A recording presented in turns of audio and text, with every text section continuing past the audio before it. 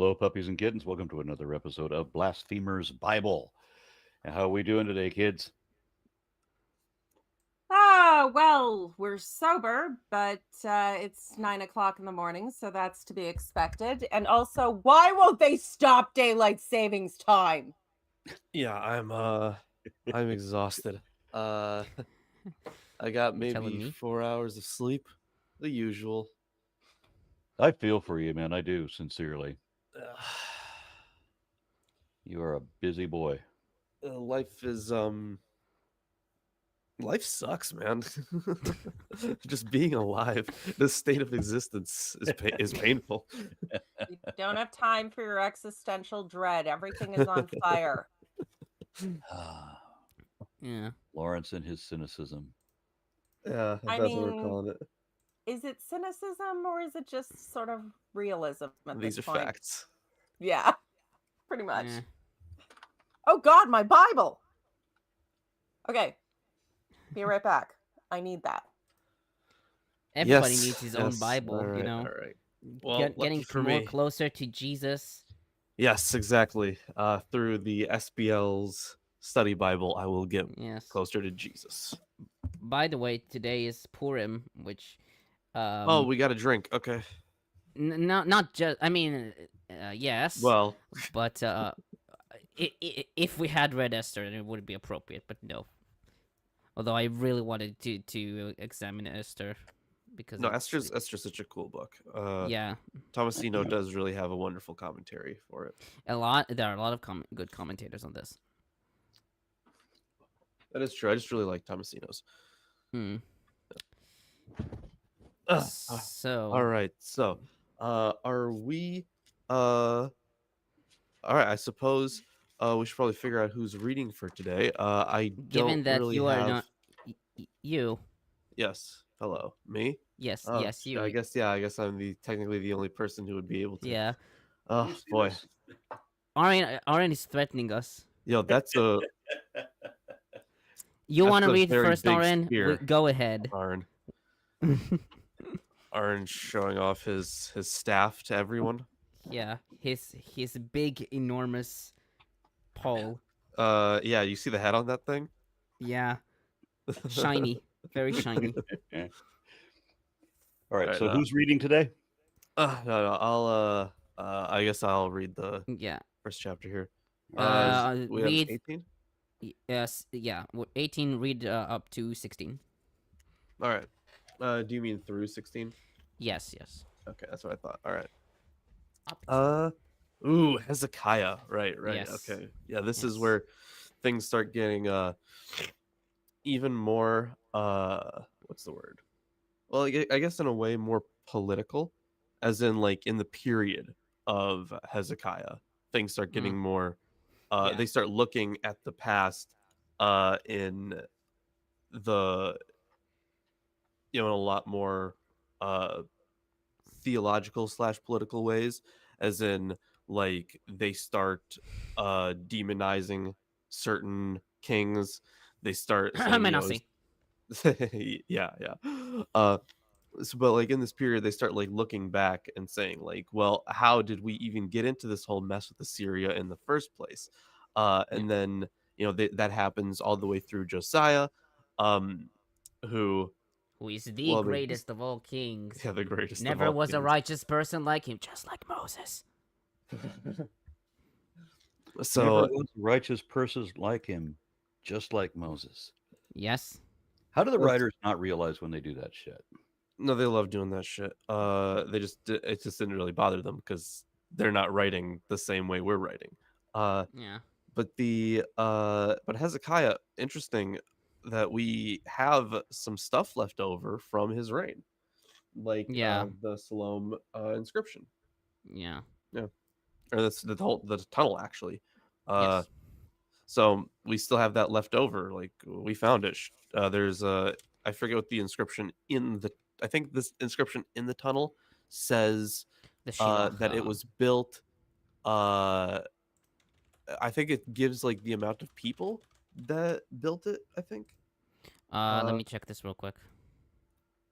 I forget the exact details that the inscription gives us.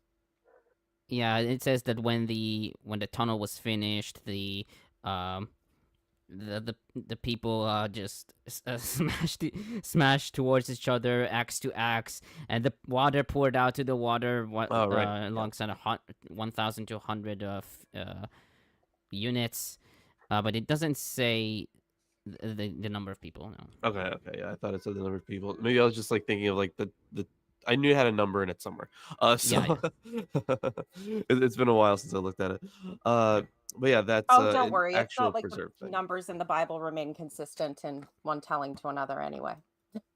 That's true, but this is outside of the Bible. Yeah, Uh, yes, I'm sorry. Yeah. But it's so we can date it to the period of Hezekiah's reign, and we are told that he built I guess an aqueduct. Yeah. The exact purpose, I think I've seen some debate around it, but Mhm. that's the easiest way to put it. And the Siloam tunnel would be that identified aqueduct. And I believe that the inscription was dated using paleographical means. Yeah. All right. So let's get into Hezekiah. Interesting king. Yes. In the 3rd year of King Hoshea, son of Elah of Israel, Hezekiah, son of King Ahaz of Judah, began to reign. He was 25 years old when he began to reign. He reigned 29 years in Jerusalem. His mother's name was Abi, daughter of Zechariah. He did what was right in the sight of the Lord, just as his ancestor David had done. He removed the high places, broke down the pillars, and cut down the sacred pole, or the Asherah poles. Yeah. He broke in pieces the bronze serpent that Moses had made. For until those days, the people of Israel had made offerings to it. It was called Nehushtan. And I forget, does that mean serpent itself? I mean, yes, but it can also mean copper, because nechoshet. I mean, the serpent, the copper serpent, is called Sure. nechash hanechoshet, and so I guess it could be like a play on both Yeah. words, nachash and nechoshet. It's nehushtan, so it could, Makes sense. Okay. yeah, which is a cool name. But yeah, if you guys remember that serpent that Moses made. Yes, the one on the cross sticks that was supposed to magically cure you of the snake bites that God sent to torture them because they asked for, was it meat or water they asked for that time? I can never remember. They asked for some, necessary sustenance of life, so he plagued them with snakes. Such a loving God. Meat, I guess. He relied on the Lord, the God of Israel, so that there was no one like him among all the kings of Judah after him or among those who were before him. For he held fast to the Lord. He did not depart from following him, but kept the commandments that the Lord had commanded Moses. The Lord was with him. Wherever he went, he prospered. He rebelled against the king of Assyria and would not serve him. He attacked the Philistines as far as Gaza and its territory, from watchtower to fortified city. In the 4th year of King Hezekiah, which was the 7th year of King Hoshea, son of Elah of Israel, King Shalmaneser of Assyria came up against Samaria, besieged it, and at the end of 3 years took it. In the 6th year of Hezekiah, which was the 9th year of King Hoshea of Israel, Samaria was taken. The king of Assyria carried the Israelites away to Assyria and settled them in Halah, on the Habor, the river of Gozan, and in the cities of the Medes, because they did not obey the voice of the Lord their God, but transgressed his covenant. All that Moses, the servant of the Lord, had commanded, they neither listened nor obeyed. In the 14th year of King Hezekiah, King Sennacherib of Assyria came up against Wait. How did you say it? Sennacherib? Yeah. It's Sennacherib. Sennacherib, Whatever. yeah. I've if you heard want it. to I've heard a million ways. Yeah, don't. I've heard it both ways. Sennacherib of Syria Fuck off. came up against. All right, fine, Sennacherib, whatever. King Sennacherib of Assyria came up against all the fortified cities of Judah and captured them. King Hezekiah of Judah sent to the king of Assyria at Lachish, saying, I have done wrong. Withdraw from me. Whatever you impose on me, I will bear. The king of Assyria demanded of King Hezekiah of Judah 300 talents of silver and 30 talents of gold. Hezekiah gave him all the silver that was found in the house of the Lord and in the treasuries of the king's house. At that time, Hezekiah stripped the gold from the doors of the temple of the Lord and from the doorpost that King Hezekiah of Judah had overlaid and gave it to the king of Assyria. So, you said 316, right? That was it? Yeah. Okay. Yeah. So there is something that very interesting to note is that the description of Hezekiah's tribute is actually found in extra biblical sources. There is Yes. there is a prison inscription which claims an amount of 30 talents of gold and 800 talents of silver. So the Didn't Bible he missed the mark in also- one thing, but Didn't he also marry off, like, he handed off like 3 of his daughters to Sennacherib as concubines, wives, to get ahead? Like, weren't they also included in the tribute according to extra biblical sources? if I remember correctly, maybe. Let me just. I don't know if I have that here. I don't have it pulled up. I should have, because this is. I mean, I've been sort of foreshadowing the roll into Hezekiah too. Just like Lawrence, this is where you see the crux of the retconning happen, the shading of the righteous and unrighteous. Because Hezekiah, I mean, he married. It's pretty obvious he married the daughter of a priest. And he was the first king that was under the thumb of the Yahweh alone cult, though not to the same degree that Josiah was with his, cult upbringing and child king. But yeah, he, though it's nice to see how mighty God isn't when he can't protect them, even with the most righteous king, can't protect them from Assyria. So good job there, God. Mm. There is I should say there are a good amount of interesting things about this this chapter, and I think that when it talks about how great Hezekiah is, there aren't many great kings, but of course all of them have something to do with tearing down other worship places. As Lilith noted, like this would be like the first king of the Yahweh alone cult. The I mean, we even get like a thing with Isaiah later. So the I guess we're not at the. Okay, so we didn't get to. No, we didn't get to that. No, I know we're not at the Isaiah part. I was looking ahead here. So the where was it? So oh yeah, you're right. The breaking down of this of the serpent. So we talked a little bit about this, but there's a reason that because this, I guess, year wise, this would be in the 8th century that this would have taken place. But now I am of the opinion that it was in this century, in fact in this setting, that the Moses myth even starts popping up. But of course the stuff is written later. We can all acknowledge that. Yeah. So when the writers are placing this detail about the destruction of this this bronze serpent. Now, of course, there was no Moses, there was no bronze serpent, but there was a lot of I think we actually discussed this in the Discord a while ago.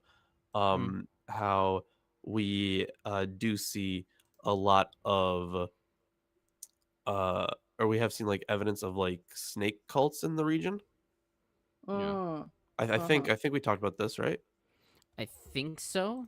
It was a while ago where we talked about Yeah, it. perhaps. And I forgot the note that I gave. I would have pulled it up, but I got up like 20 minutes ago. uh, but yeah, I'm pretty sure we did talk about that. So this, along with the destruction of the Asherah poles and the high places, um, these all would have been um, different. These all would have been not kosher with the Yahweh alone movement, but they have etymologies for all these things, not in here, but they do have their own ideas on these things. And the worship of the I don't know, a snake deity, I guess, was given this folk etymology, or not, wait, folk etymology, no, it would have been etiology. It would have been given this etiology of it having come from the days of Moses, Yeah. as a sin. So in the destruction of it, uh I guess it's in a really weird way, it's almost the exact opposite of an etiology, because it's describing something's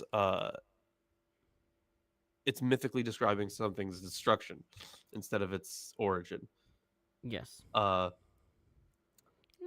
sure there's a word for it, but I'm sure there's We've got a comment. I'm sure there's a better word for it, but We got a question in the chat. Elijah Bonham offers $2 Canadian and says, "Can you guys read First and Second Maccabees, please? The rest of the Apocrypha you can skip. Just these two." We will read Maccabees once we'll get to once we'll finish the Bible, but no, we're not going to skip the Apocrypha. Are you crazy? if there's so much cool stuff. Yeah.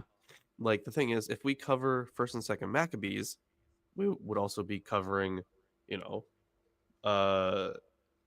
was there? Bell and the Dragon, Tobit. Tobit. Mm. Yeah. Yeah, there's Got the dragons. You got to have the dragons. I mean, come Judith. on. Judith. That's right. Yeah. Jubilees, maybe. I don't know. Well, like, we could cover Jubilees, but it would be like reading Chronicles. Which The is fun. but I would, if we did that, I would have to push us to read First Enoch. Yeah, Enoch as well. Yeah. Enoch is great. I would love to read Enoch. And I mean, especially with this group, because my reading of the Apocrypha has been a bit all over the place, as you do sometimes with these things.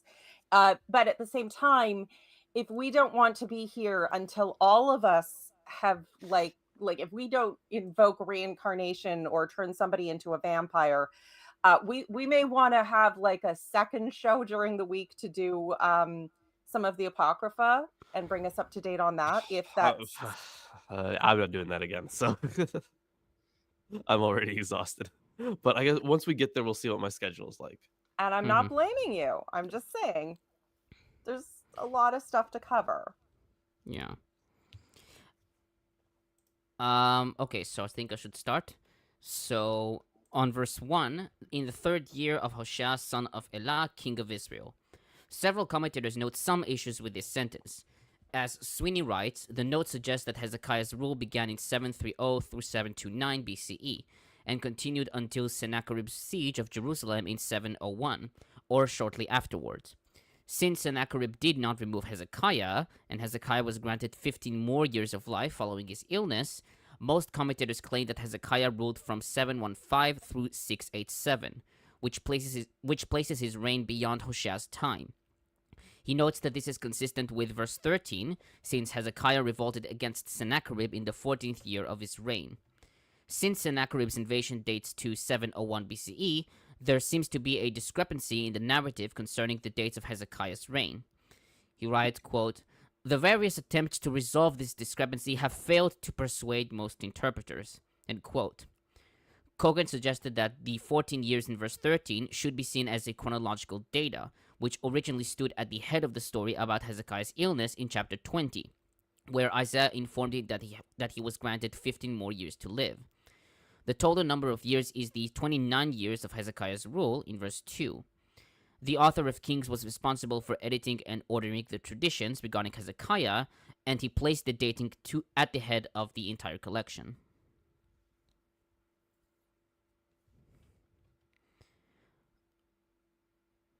On verse 3, only two of Judea's kings, Hezekiah and Josiah in 22:2, were compared positively to David.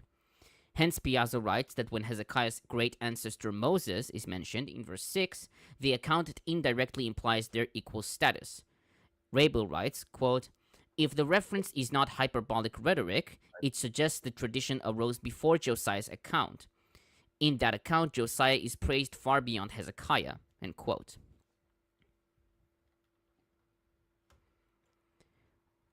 On verse 4, the bronze snake Moses had made. Fritz writes that as a cult symbol, it was linked to Moses and authorized through the short period in Numbers 21, 4-9. But this may have been a ritual object whose veneration in the temple was at least questionable.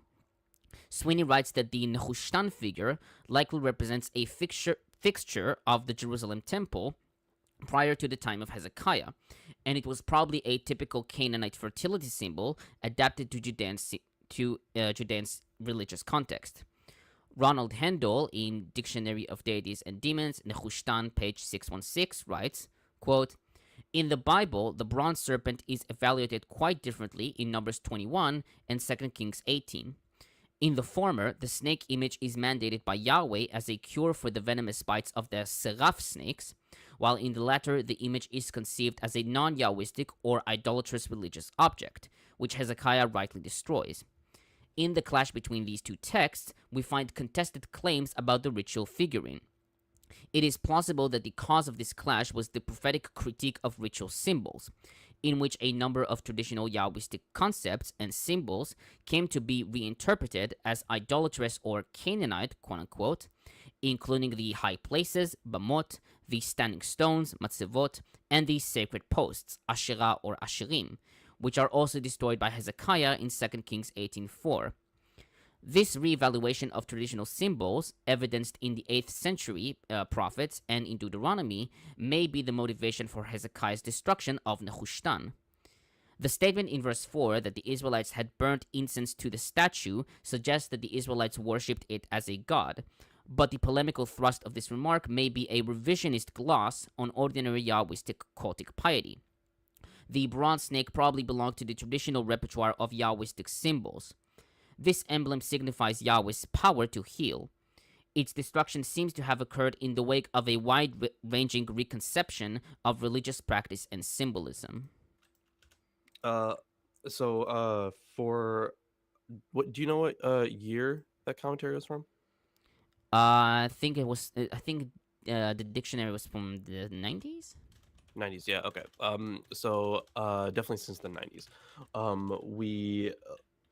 We have kind of come to reevaluate the religious landscape of Canaan. So like a lot of stuff that we would have put under like the bigger Canaanite banner, it wasn't like exclusively Canaanite. There wasn't like an exclusive Canaanite identity for the people there themselves.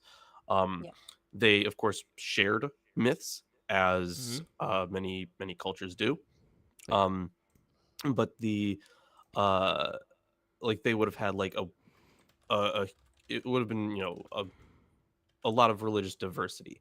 There's a book that so it's a collection of papers is what it is. But the editor is Francesca Stavrakopoulou.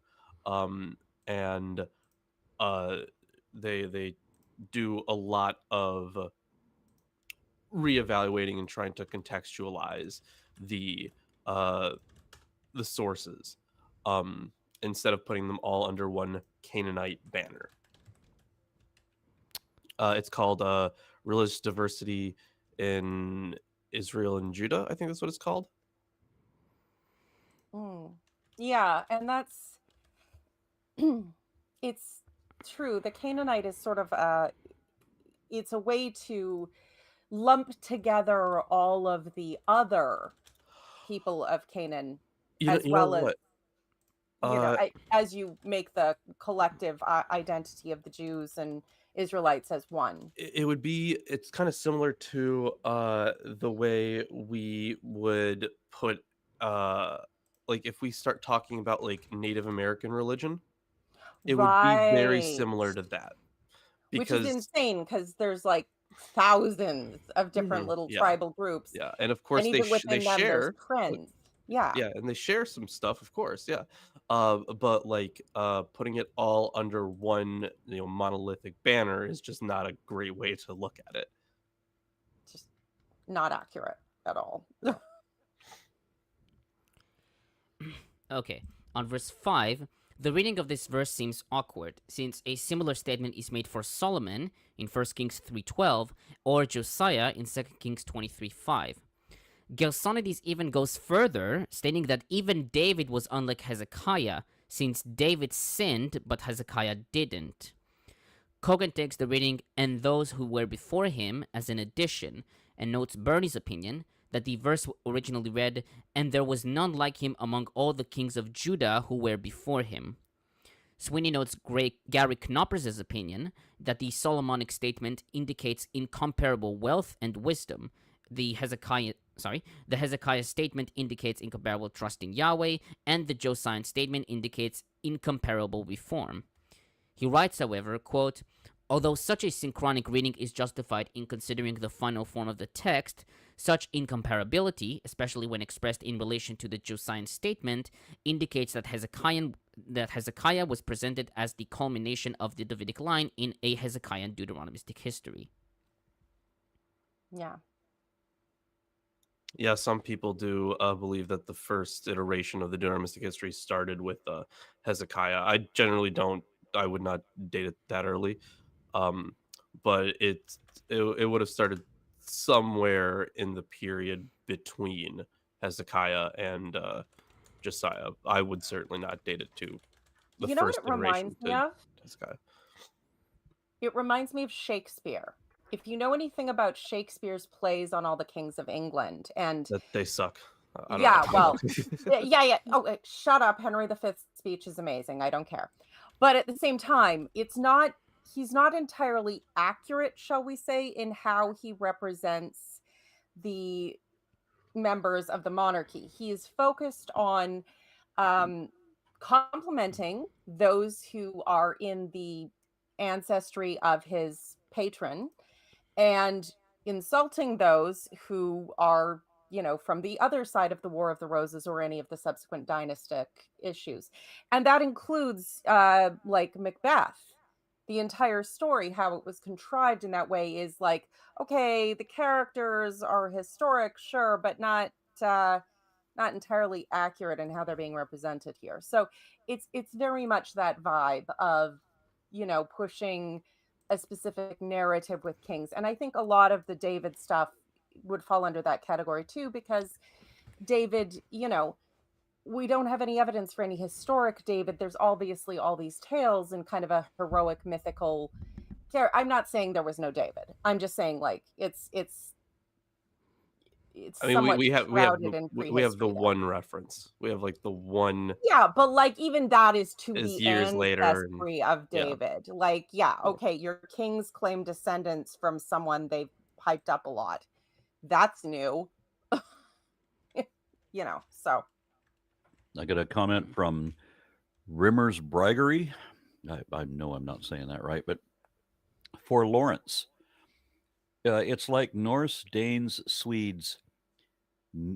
I guess that's supposed to be neither of those were a cohesive identity either. Actually, we're trying to conquer each other until the 19th century. Yeah. yeah, that sounds about right.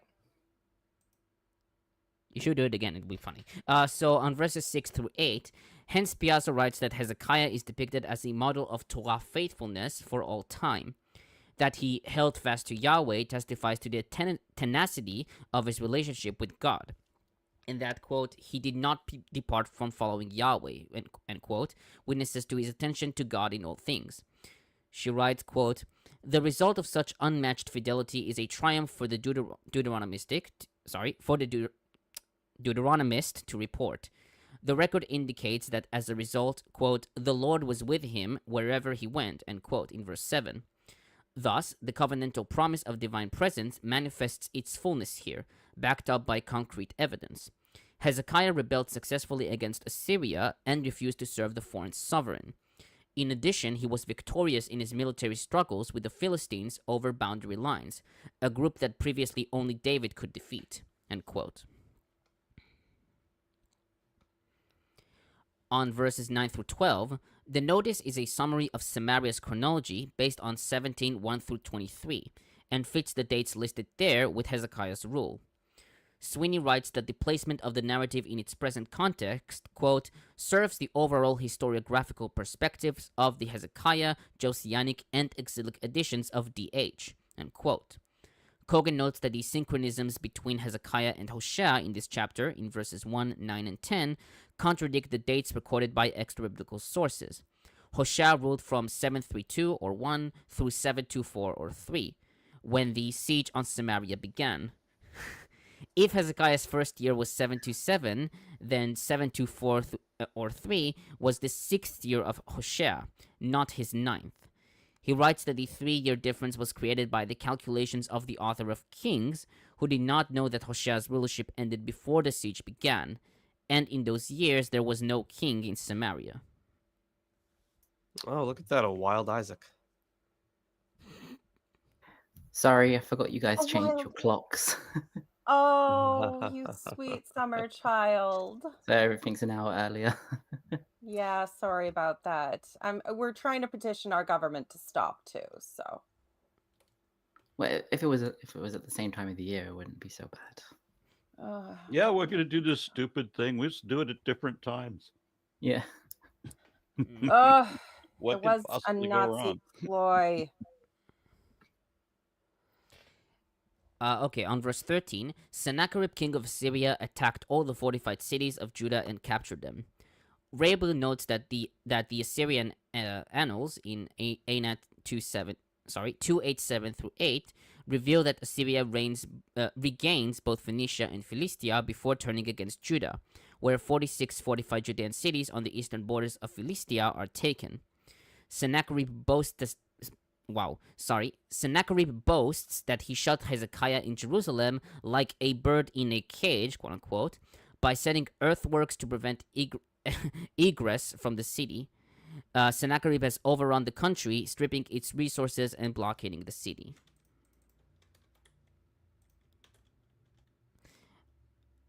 On verse 14, Fritz comments, submission was accompanied by payment of a new tribute, which is given in verse 14 as 30 talents of gold and 300 talents of silver, while the prism inscription claims an amount of 30 talents of gold and 800 talents of silver. There is no obvious explanation for the discrepancy. What is obvious, however, is that Sennacherib stresses the amount of tribute paid when he refers to Hezekiah's further contributions. The amount of 800 talents of silver may include the annual tribute, and the prism inscription states explicitly that the tribute was delivered to the Assyrian capital, Nineveh. The exceptional amount that Sennacherib demanded was paid out of the temple treasure and the royal treasury, over both of which Hezekiah had authority, end quote. And that's it for this part. It's good to marry the high priest's daughter. Apparently you can strip all the gold of the temple. It's interesting how many stories of this. It's sort of like the cattle in Egypt. They just keep killing them. They just keep stripping the gold of the temple over and over. Because it's not all the gold yet, it seems. But there will be a part later when all the gold is taken, and I think during that part is where because after the Deuteronomistic history, we don't hear about the Ark of the Covenant anymore. It just is not around. It's not talked about. And while like I've seen some debate around like, oh well, what happened to the ark. The Ethiopian church believes that they have it. Well, they say that they have it. I'm not sure if they believe that they have it. They say that they have it. But the fate of the ark, I think, would have ended here. They would have, destroyed it, melted it down or something like that, repurposed it because it was lined with gold, right? Hmm. But either way, I think that during the Babylonian exile, or like at that final siege, is when we would have lost it. But I'm getting ahead of myself. Um, but I'll continue. Yes. So, verse 17, the king of Assyria sent the Tartan, the Rabsaris, and the Rabshakeh with a great army from Lachish to King Hezekiah at Jerusalem. They went up and came to Jerusalem. When they arrived, they came and stood by the conduit of the upper pool, which is on the highway to the fuller's field. When they called for the king, there came out to them Eliakim, son of Hilkiah, who was in charge of the palace, and Shebna, the secretary, and Yoah, son of Asaph, the recorder. The Rabshakeh said to him, say to Hezekiah, thus says the great king, the king of Assyria, on what do you base this reliance of yours? Do you think that mere words are strategy and power for war? On whom do you now rely that you have rebelled against me? See, you are relying now on Egypt, that broken reed of a staff, which will pierce the hand of anyone who leans on it. Such is Pharaoh, king of Egypt, to all who rely on him. But if you say to me, we rely on the Lord our God, is it not he whose high places and altars Hezekiah has removed, saying to Judah and to Jerusalem, you shall worship before this altar in Jerusalem? Come now, make a wager with my master, the king of Assyria. I will give you 2,000 horses if you are able on your part to set riders on them. How then can you repulse a single captain among the least of my master's servants when you rely on Egypt for chariots and for horsemen? Moreover, is it without the Lord that I have come up against this place to destroy it? The Lord said to me, go up against this land and destroy it. Then Eliakim, son of Hilkiah, Shebna, and Yoas said to the Rabshakeh, please speak to your servants in the Aramaic language, for we understand it. Do not speak to us in the language of Judah, within the hearing of the people who are on the wall. But the Rabshakeh said to them, has my master sent me to speak these words to your master and to you, and not to the people sitting on the wall, who are doomed with you to eat their own dung and to drink their own urine? That's a super common theme Lovely. we're gonna see. That like Yeah. when it comes to like desolation, we're gonna see that a whole bunch. Ezekiel, I think. Yeah. There's a reference to that motif. Yeah. Yeah, Yeah. though Ezekiel does talk about horse semen, so Don't we all? or donkey semen. I can. Yeah, I think it's horse semen. Then the Rabshakeh stood and called out in a loud voice in the language of Judah. Hear the word of the great king, the king of Assyria. Thus says the king, do not let Hezekiah deceive you, for he will not be able to deliver you out of my hand. Do not let Hezekiah make you rely on the Lord by saying, the Lord will surely deliver us, and this city will not be given into the hand of the king of Assyria. Do not listen to Hezekiah, for thus says the king of Assyria, make your peace with me and come out to me. Then every one of you, every one of you will eat from your own vine and your own fig tree and drink water from your own cistern until I come and take you away to a land like your own. A land of grain and wine, a land of bread and vineyards, a land of olive oil and honey, that you may live and not die. Do not listen to Hezekiah when he misleads you by saying the Lord will deliver us. Has any of the gods of the nations ever delivered its land out of the hand of the king of Assyria? Where are the gods of Hamath and Arpad? Where are the gods of Sepharvaim, Henna, and Eva? Have they delivered Samaria out of my hand? Who among all the gods of the countries have delivered their countries out of my hand, that the Lord should deliver Jerusalem out of my hand? But the people were silent and answered him not a word, for the king's command was, do not answer him. Then Eliakim, son of Hilkiah, who was in charge of the palace, and Shebna, the secretary, and Joah, son of Asaph, the recorder, came to Hezekiah with their clothes torn and told him the words of the Rabshakeh. So, few things here. I think the one that, right, the Rabshakeh, right. So where is it here? Okay, so the Rabshakeh, let's see, involved in running the royal court and the personal business of the king. Okay, that was the super confusing one. Okay, so they do list like a few different ranks in the king's court, a few different positions, like Tartan. It says here he was the second ranking Assyrian officer after the king. Rabsaris involved in leading the Assyrian army. And then I already mentioned what Rabshakeh was.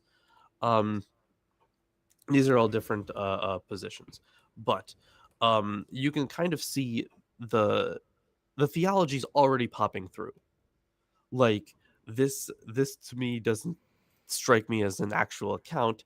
This to me is like because I think Jerusalem, the city itself, is saved, right? I Yeah. think this is the narrative where or this is preceding the narrative where everyone like they're all going up against Jerusalem itself. They've already invaded, but they just can't get through the walls. Um, Right. And then because of that, because they eventually back off, later on, this is seen as this miraculous thing that, like, oh my God, God saved Jerusalem. So when they are, looking back in time and writing this, they are giving you the story about like how they're saying, don't listen to Hezekiah. That he's just some crazy old dude. Just become a vassal to the king of Assyria, and you guys will be happy. You guys won't, suffer the consequences. So this is this adds a lot of theological weight to the Yahweh alone movement. They interpret it that way because you can even see the stuff near the end of the chapter where he's talking about like, well, what nations, what gods have delivered their nations out of the hand of the king of Assyria? None of those guys. Why do you think your God can do it? So it kind of sets up the uh, the theology of the Yahweh alone movement. I find some interesting elements here in that they put in the mouth of their enemies the recognition that many of the reforms he's undergoing and the things he has destroyed in the name of, the worship of God are actually things that have a tradition and a heritage in their worship. And also the idea that the king is speaking sort of, Sennacherib's speaking to his officials. His officials are like, oh, we can understand this other language, and trying to play it play it a little cool, let's say.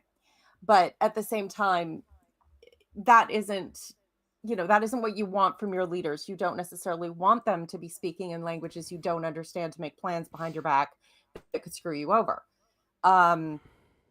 Granted, attitudes were a little different in this time, but Sennacherib is pictured as trying to get the people on his side by undermining the attempts to be subtle and discreet by the the nobles and leaders who are supposed to be treating with him. Okay, so I'll start on verse 17. Supreme commander, chief officer, his field commander. In Hebrew, Tartan, Rav Saris, and Rab Shakeh, according to other translations as well. These are Akkadian titles, respectively meaning chief commander, Turtanu, the chief eunuch, Rab Shareshi, and chief cupbearer. Cogan writes that the duties of the Rab Shakeh were usually in the palace and the personal service of the king, and they did not usually attend military campaigns. Since Sennacherib joined the campaign against Judah, it is expected that his personal servants will join as well. Moreover, it seems that Rab Shakeh was chosen to negotiate with the Judites because he spoke Hebrew. Tatmo suggested that he was an Israelite, a son of one of the families exiled to Assyria by Tiglath-Pileser III or Sargon II. Josephus, in Antiquities 10:4, took the names to be proper names, naming them Tharata, Arakaris, and Rapsakis. Interesting. I mean, that hypothesis would reflect the narrative that comes in later with the Babylonian exile, that there were multiple stages where the sons of the nobles are taken first, the educated elites probably made into eunuchs to serve the king, but like there's still basic infrastructures left, and definitely the normal people, and then basically everyone is scooped up who has anything in the second. And then you have, you know, the myths in Daniel with Shadrach, Meshach, and Abednego being renamed and Daniel being renamed. It's possible those elements had some truth in them, certainly. Taking hostages of noble sons, but also educating them and using them as a cultural go-between is it's not unheard of in this part of the world, I'm just saying, and there are precedents. It is interesting to me that the so Rav Saris, the second one, you know, in Hebrew that also means like Chief eunuch? head eunuch, Yeah. chief eunuch. Just like a direct cognate with the Akkadian. I don't know if the Hebrew, you know, the people who wrote this in Hebrew, if they just chose something that made sense in Hebrew, or if they were actually translating the name. Because like they didn't translate the other two. Because Rav Shakeh doesn't really make any sense in Hebrew, right? I mean, if you think of mashke in Hebrew, which means to so maybe there is an Akkadian. It is Akkadian, right? Yeah. So maybe I wonder why they knew... didn't. They could have translated it to. If they wanted to translate it, they could have done like Rav Mashke or something, like, you know, the head of the but maybe the drink or whatever. Yeah, but maybe they wanted to preserve like the Assyrian title or something like that. Yeah. Okay. Right, and I guess Rav Saris was just so close that they just used the Hebrew like spelling. Yeah, perhaps. I mean, we do find in Akkadian Rab Shareshi, which is kind of close, right? So right. It's not. It's close, and maybe it could have been exactly the same consonant letters, actually. Yeah, but in Akkadian as well, Tatanu, you know. That's... the ending, the vowel at the end probably wasn't written. Yeah, yeah, makes sense. Yeah. On that same verse, the aqueduct of the upper pool on the road of the washerman's field. The exact location of this place is unclear. This same location is mentioned in Isaiah 7:3, which leads Fritz to conclude that we are dealing with a reservoir and a canal predating Hezekiah. He writes that the highway of the fuller's field, in Hebrew, Bemesilat Sadeh Koves, then led away from the city towards the north or northwest, an interpretation favored by Ray Beale. Sweeney writes that the most likely site is the collection pools associated with the Gihon spring, which emerges on the eastern slope of the city of David in the Kidron Valley. He writes that the Kidron Valley, quote, forms a natural roadway along the eastern side of the city, and it provides a convenient site from which the Rab Shakeh's words could be heard at the Ophel, the site of the royal palace complex, as well as by the men guarding the eastern walls of the city, end quote. Yeah, also the English translations that use Fuller is kind of interesting because that is a last name in English, and it's we don't really use it in like modern English, but it does mean like the one who cleans cloths, and stuff like that, rather than. It's interesting they went with like a proper name, so like the Fuller's Field. Yeah. On verse 18, Josephus in Antiquities 10:5 wrote that Hezekiah, out of cowardice, did not go out himself, and he sent 3 of his closest friends to Rabshakeh. Fritz notes that the steward, scribe, and recorder are, from the time of Solomon, among the highest offices, as we see in 1 Kings 4:16. He notes that of the 3 named officials, it is Eliakim and Shebna who appear again in Isaiah 22:15-23, although their names there are later additions, according to Kaiser. He also notes that a tomb at Silwan, which bears an epitaph to an unnamed steward, may belong to Shebna, although this is unlikely. He writes, quote, "Overall, the present section offers a convincing and detailed introduction to the historical circumstances," end quote. On verse 21, Egypt, that splintered reed of a staff. Cogan writes that the comparison of Egypt with a reed relies on the image of the multiple reeds growing alongside the Nile. Compare Ezekiel 29:6. In Akkadian literature, the reed, kanu, was used as a parable for instability and weakness. Thus, Esarhaddon brags, quote, "The king is hostile to me, bend like reeds in a storm," end quote, according to CADQ, page 88, kanu. Yeah, actually, that was something else I forgot to mention. The stuff about Egypt. Again, we're gonna see this multiple times. The idea of them, getting help from Egypt. This was looked down upon by the, not so much by the Deuteronomist as it is by the prophets, especially Isaiah. I forget which passage in Isaiah, but specifically he condemns them for getting help from Egypt. I wonder too how much it influenced the Exodus narrative. I mean, some of the elements are very clearly actually have something to do with authentic, leaving slavery and the reeds and the, but at the same time, this bitterness against Egypt it really comes into play here.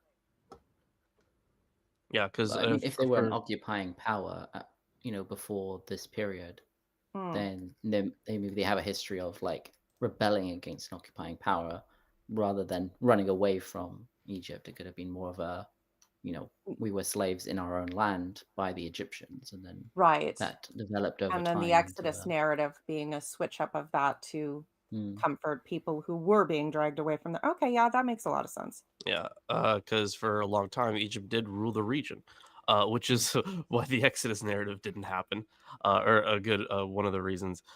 Because if it was during that time period that people say that it was, Canaan was ruled by Egypt, so they fled Egypt and went to Egypt. Yes. Yeah, they might have had like a historical, hatred of Egypt as Sure. Maybe they forgot why, and by the time of the Babylonian exile and stuff, they kind of connected those two things together. Yeah, and be like, well, we hate the Babylonians because they exiled us, so maybe we hate the Egyptians because they exiled us back in our history or something. Yeah, and in the first century, they're going to do the same thing with Rome and tie it to the Babylonians. Okay, on verse 23, Rabil writes that the aside about the Judites' inability to Rabil writes that the aside about the Judites' inability to seat riders on horses is a further slight, for Judah's forces have been seriously depleted by defections, as we see in Anet 288, in part out of alarm at Hezekiah's destruction of the high places. Fritz writes that the cavalry played an important part in the Assyrian military since Tiglath-Pileser I, and was successively adopted by the small states of Syria and the southern Levant. Its maintenance demanded not only the costly acquisition and upkeep of horses, but also a special training of the horsemen. Thus, verse 23 underlines the strength of the Assyrian army particularly forcefully. Yeah, fair enough. Cavalry riding isn't just, it's a skill. It's, especially in those days, because cavalries and chariots, you could break formations, and that's the big part of it. They wouldn't come in head on. They'd break the formations, and then once you've broken your enemy's formation, they're ripe for the picking. And knowing how to ride a horse doesn't necessarily mean that you know how to swing a weapon while on a horse. Oh So- yeah, not cutting off your horse's head is a good idea. Not to mention shooting from horseback. Not the same as shooting No. standing still. Very different skill Yeah, I set. don't think they would have done that. Yeah. Mm. Is Yeah, there well, anything about? They had more Did we get slingers. Tomer? Mm-hmm. Tomer, did you get to the bit about the language? I mean, it's not really something to talk about because it's commentators basically say that this is a basically Hebrew, right? It's, Yeah, I mean, yeah, I get that. The fact that they Yehudit, call but it Jewish, Yehudit, yeah, Yehudit, yeah, it's, like the yeah, language of- Judean. yeah, Judean. Well, I mean, Yeah, I mean, if you think about it, Yiddish is just the Yiddish pronunciation of of like the language of the Jews, Judea. It's interesting that the language is called Yehudit and not Ivrit or Ivris. Like, I wonder if that can help date this section, because like, they wouldn't have necessarily had. Does it make sense that before the exile that there were two different dialects? Different enough that, you know, like the foreign minister or whatever knew, oh, I can speak this specific dialect. Yeah, I mean, Fritz notes that the representative of the Assyrian king now turns to address the people in their native language, which is termed the language of Judah, as opposed to the language of Israel, which means the local form of Hebrew spoken in Judah. The difference between the two dialects is also visible in its writing. Yeah. And Okay, this so is we know like that there all was languages. difference. I mean, Yeah. Yeah. that come from common roots. Think about, you know, back farther longer ago when there was, you know, French, Spanish, Portuguese, and Italian were all, you know, came from Latin, but then mixed with local cultures. Think about going further back in history, they would have been more closely related. This is where we have probably very closely related on the tree. Yeah. But they're still going to branch out eventually to quite Yeah. varied and diverse things. Mm. I mean, also, if the idea is that, like, oh, he knew the language because he was an Israelite, you know, son of an exile, you know, oh, I know the language of this region because I'm from this other region, doesn't necessarily follow. So it would make more sense that, you know, as a military leader or as a minister, it was his job to learn the languages of the surrounding area or something. That's quite possibly true. But then if he was a noble's son and taken because of that, because he might have been educated in several local dialects for political purposes. Leaders take the time to train their sons and things like that for effective reasons, whereas your farmer's son just wants to sell his grain and pick up a girl, you know.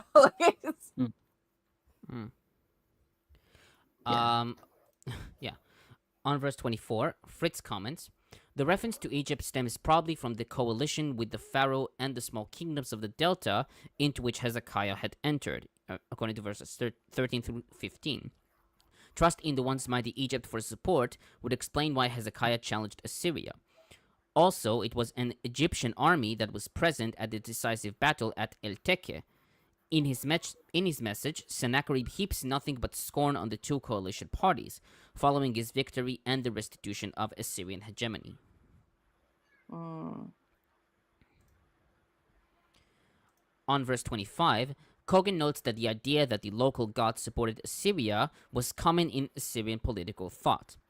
Thus, an inscription of Sennacherib, Kadr, page 373, Rikutu, reads, quote, their gods abandoned them and caused them to lie empty, end quote.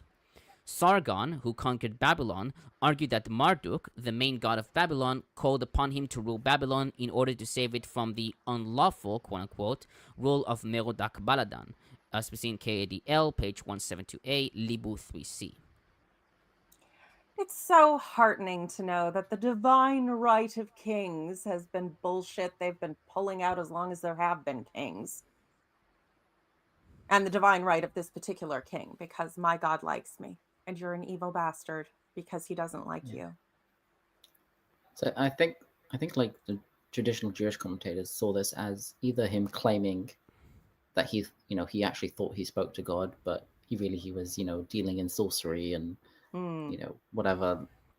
So he thought that God told him to destroy it, or he was actually knowledgeable about the prophecy of, which I think is it like the prophecy of, is it with Isaiah? Like, it's not written down. Is it written down? Did we read it already, or was it only mentioned in Isaiah? There's a prophecy that that Isaiah said to Ahaz, Hezekiah's father, that he will bring Ashur against them. I don't think. I think it's in Isaiah, right? That might be. I think it's in Isaiah, but I don't think it's here. Is it related to the whole, your son, before this woman gives birth, the Syrians that maybe. The nativity prophecy, or not really. You know what I mean? Rimmer's Bragery says for Isaac, it would be strange if they didn't have 200 different dialects and Hebrew was only a written language. Yes, that's very true. That makes sense. Well, not even Hebrew. It could have been like, the Canaanite or something. Would have been they could have like written down. They probably all could understand it. Maybe they were using the same script pretty much. So yeah, that makes sense. Okay, on verses 26 and 27, Rabil comments, attempting to forestall persuasion of the assembled people, the delegation urges Aramaic be used instead of the local Judean dialect, according to Gray. Aramaic was the language of diplomacy in the Western Assyrian Empire. The Rabshakeh denies the envoy's commission is only between the masters and the conflict. Rather, it involves the very people who will suffer greatly should any siege or warfare occur. His graphic language emphasizes the desperation of such straits. And he's not wrong. I mean, I understand from his point of view, it's just whipping up the masses to discontent, which makes your enemy scattered and divided and undermines their collective zeal. But at the same time, he's not wrong. Yeah. So I wonder, we've got the names that are in Akkadian, but then they're like, let's speak in Aramaic. And I wonder if, what you just said was, Aramaic would have been the language of diplomacy in the western part of the empire. And as far as I remember, the Assyrians do adopt Aramaic as their language, doesn't that not happen until the Babylonians? So I wonder if this maybe this is, written at a time where they assume that the Assyrians speak Aramaic rather than Akkadian. That would be interesting, actually, because you think of Aramaic as being the language of that land much later. Certainly, during the days of Jesus, for example, he would have spoken Aramaic. But yeah, it's. So there was the land. It was the language of the northwest. Lawrence, get back here and tell us if they spoke Aramaic at the time this was supposed to be happening. Well, it's more like if the Assyrian Empire as a whole was using it as their main language, or even the local, if it was like a local lingua franca at the very least. Yeah, it definitely had a lot of influence. I think there's even, is it Assyrian were using cuneiform to write Akkadian, and then they started using Aramaic eventually, and I don't know if there was a period where they were writing Aramaic don't have a timeline on that. Or writing Akkadian in Aramaic script, and I don't remember if it was which one it was as part of that transfer. But yeah, but at least by the time the Babylonians, they're speaking, I think Aramaic is the lingua franca. I think. Yeah, well, at least in the region. But again, it's all the little interesting. You don't see that with biology, where you can mush everything back together into one, but you do see that with linguistic evolution, where you end up with conquerors and then mold in all the different languages, and then they spawn out again. Oh, okay. There was Assyrian Akkadian and Babylonian Akkadian, so maybe it did happen later, if Babylonian Akkadian was replaced by Aramaic rather than Assyrian Akkadian. Yeah, that Yeah. Okay. Well, then there you Or go. both. That's Yeah. Lawrence. You're the one who has the Septuagint. Get over here. Yeah, the next comment to read is again for Lawrence. Lawrence, somebody get his cell phone number. I want to text him Well, angry emojis. Tomar, you still have commentary, right? Yes, I do. So on 28 through 35, Hens-Piazza comments, seizing the moment, Rabshakeh directs his second oration to the people. He devotes the rest of his discourse to discounting both Hezekiah's faith and Hezekiah's God, as well as undermining the promises that the king holds out to the people if they too trust in the Lord. With logic and eloquence, the Assyrian official tries to discredit Hezekiah's faith and to build up suspicion regarding his relationship with God. The repetition and adamance of his speech discloses something further. It actually confirms that the Lord is the greatest threat against Assyria that Hezekiah has at his disposal. Indeed, before the Lord, Assyria is questioning its attack on Jerusalem. Oh my God, that's hilarious. That's a hilarious take that not that they would write it in, but that Sennacherib would actually be saying such a thing. Sorry. It's just hilarious. It's a bit like when the Italian opera playwrights were writing about Queen Elizabeth II, and at the end James is king, and have her surrendering her crown. It's like, no, sweetie, Elizabeth I, you dragged that crown out of her cold dead hands. Like, it's like, it's so unrealistic, but it's funny. It serves the narrative purpose of the author. Very funny.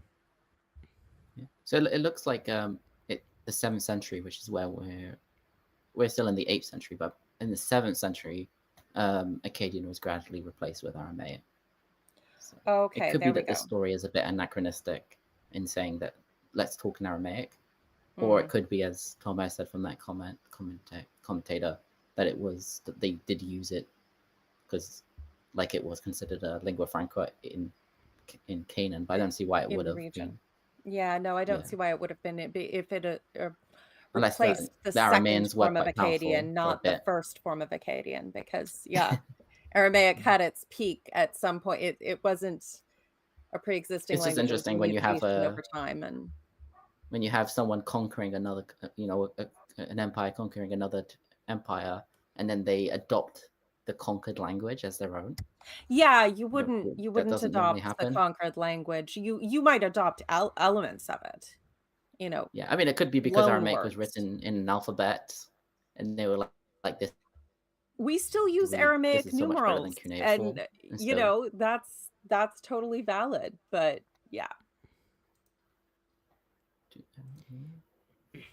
the numerals are Aramaic, albeit slightly no, I think modified. the Arabic. Oh no. Oh Indian yeah, no, rather right.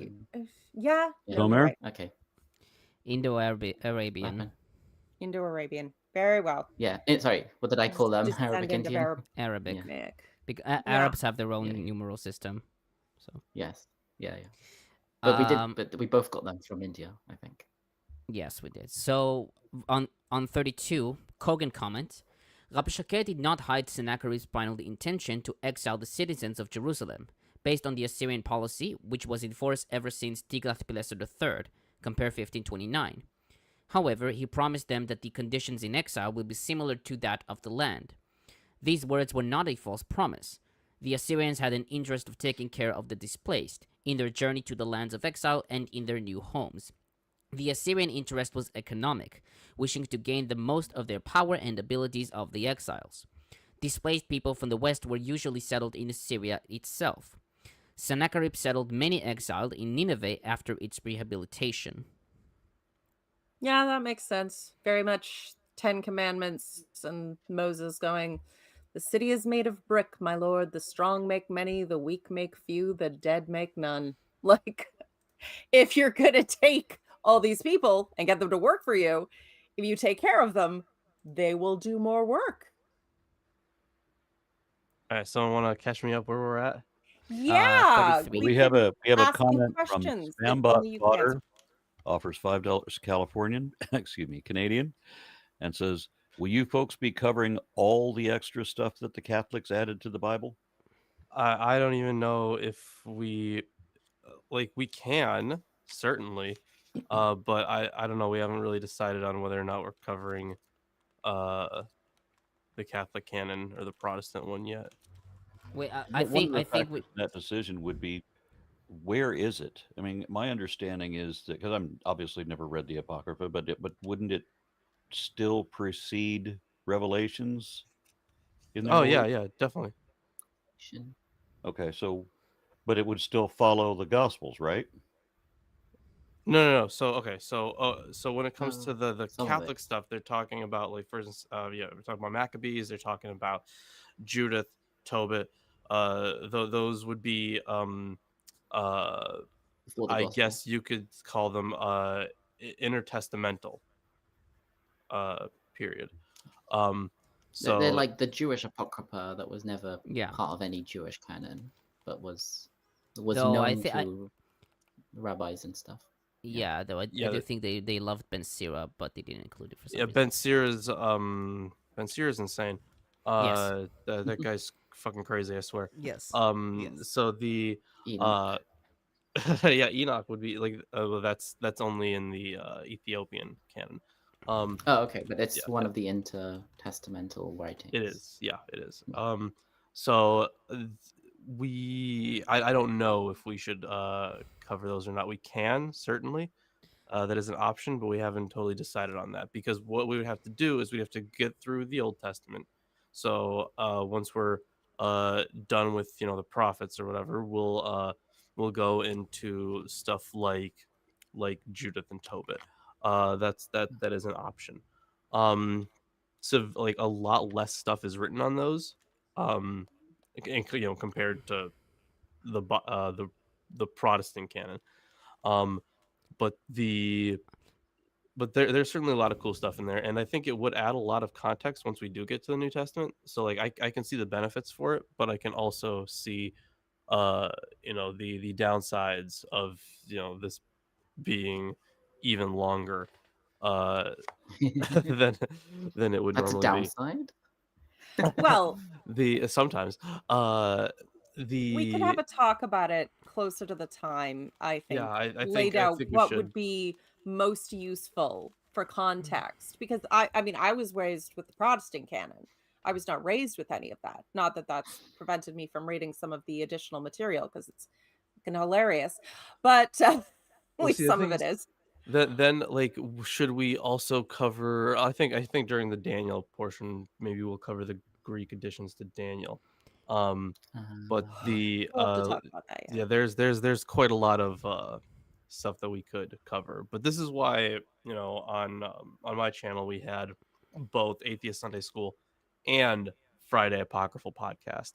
But that was at a time when I could manage. God, all I have that. to catch up on that whole thing. But yeah, okay. We'll why don't we we'll revisit this a little closer to the end of the Old Testament. We can figure out where we're all at with that. And how many of you have had to run up to live with me? Not literally, Yeah, because I that don't time, have yeah. a giant manor. It's okay. It's okay. It's okay. Once I move up there, we'll get one. We'll get a giant man. Okay. Excellent. Right. With all that money we're being paid by who's By paying the YouTube, atheists? obviously. Yeah. Right. Okay. Yeah. Yeah. Of course. Right. Yeah. As long as it has room for our obscenely large library, I'm fine. You're gonna have to rename your channel, Lawrence. Yeah. We actually were thinking about a rebrand, anyways. Not to Canadian Atheists. That's actually a different channel, I think, already. Yeah, But that's we were thinking of like Classics After Midnight, or like Classics in Context, or something like that. We're still open to name suggestions, but we do want to do a rebrand. Okay. Well, there you go. If you have to take the I don't know, what would we call the Atheist Underground Railroad? Oh, the Atheist Underground is already a channel, anyways. Yeah, no, I was thinking more of the practical, yeah, Underground Railroad. Okay. running for your life thing. Yeah. Hellscape. Anyway. Okay, Tomer, Politics. are you done? No. It's all your fault. 33 and 34. Raybill comments, the point of persuasion now moves beyond Hezekiah's affirmation of Yahweh's willingness to deliver to Yahweh's ability to deliver. The argument is simple. It cites lands in the eastern and western reaches of the empire whose gods of the nations were impotent to deliver. Hamath and Arpad represent the west. Henna, the east. Sepharvaim is variously placed in the east or west. Eva's location is unknown. Even Samaria, whose god the Rabshakeh must know is Yahweh, was not delivered. If all these gods were unable to deliver from Assyria's might, how, the Rabshakeh argues, can Yahweh now deliver? And The finally, tiny, petty backwoods war god whose entire scripture consists of excuses why he didn't actually win any wars. I can't imagine. He's so terrifying. This bit about the Sumerians, what did these gods save the Sumerians? Is this a reference to the previous chapter where he brought in people from other places after they were conquered that worship these gods? Sepharvaim is mentioned, or is it just saying that the Sumerians worship the gods around them or whatever? Because if it is referencing gods from like the eastern parts of the empire, like why would it say the Sumerians weren't saved by them? Why would they be worshipping? I think it's interesting because the Lucianic recension and Vulgate add where is the gods of Samaria, so like. Yeah, that's interesting. I mean, they basically like take all these groups. Where is the gods of Selvaim? Where is the gods of Samaria? I guess. And did they, i.e., the gods of Samaria? Okay, could be. Yeah, and did they? Okay, it could just be. It might not be related to the first part. Yeah, makes sense. Yeah.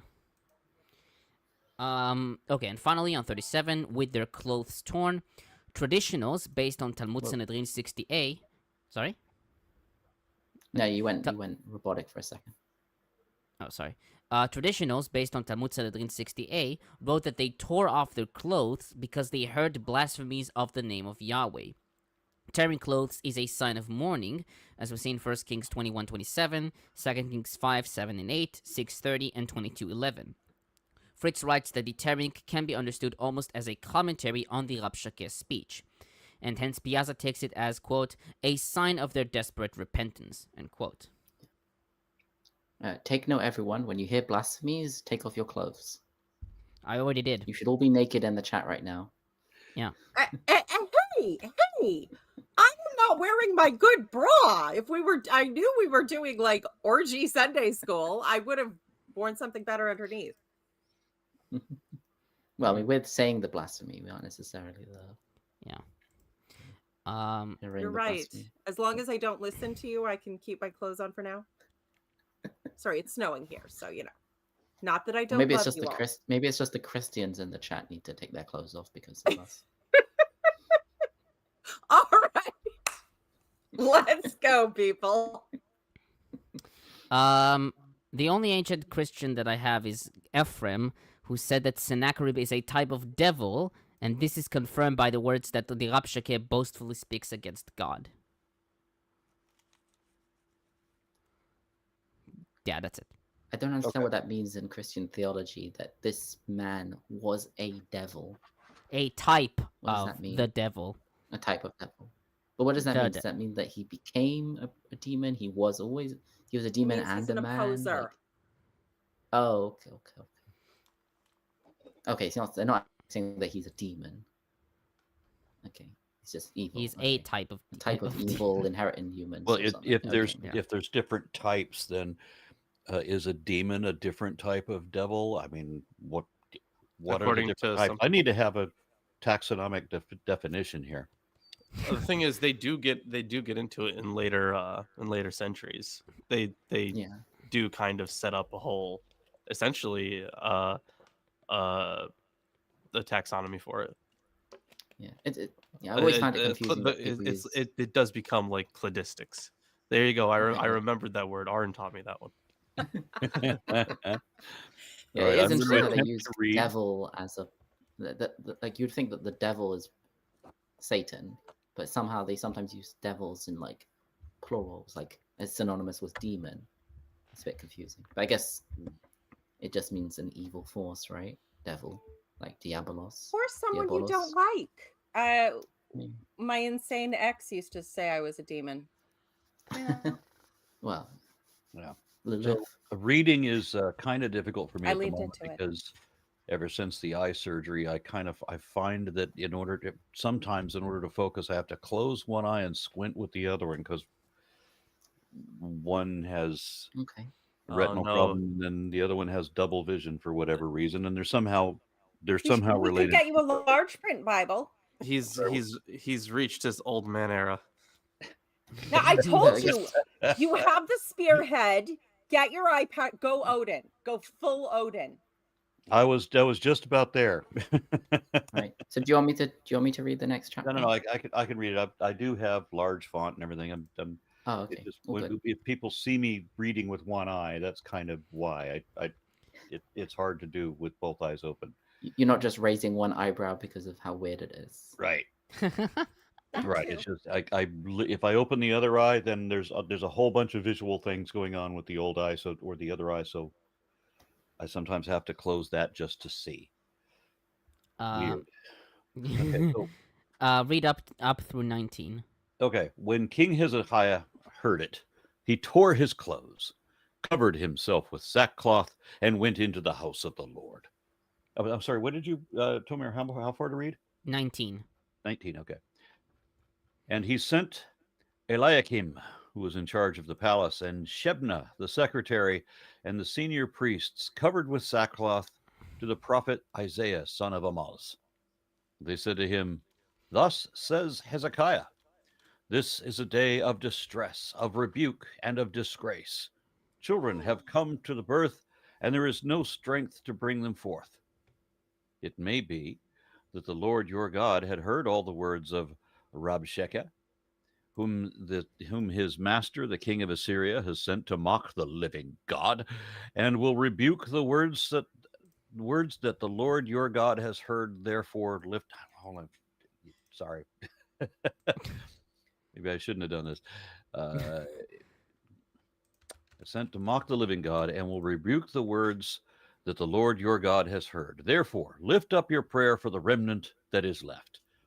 When the servants of King Hezekiah came to Isaiah, Isaiah said to them, "Say to your master, thus says the Lord, do not be afraid because of the words that you have heard, with which the servants of the king of Assyria have reviled me.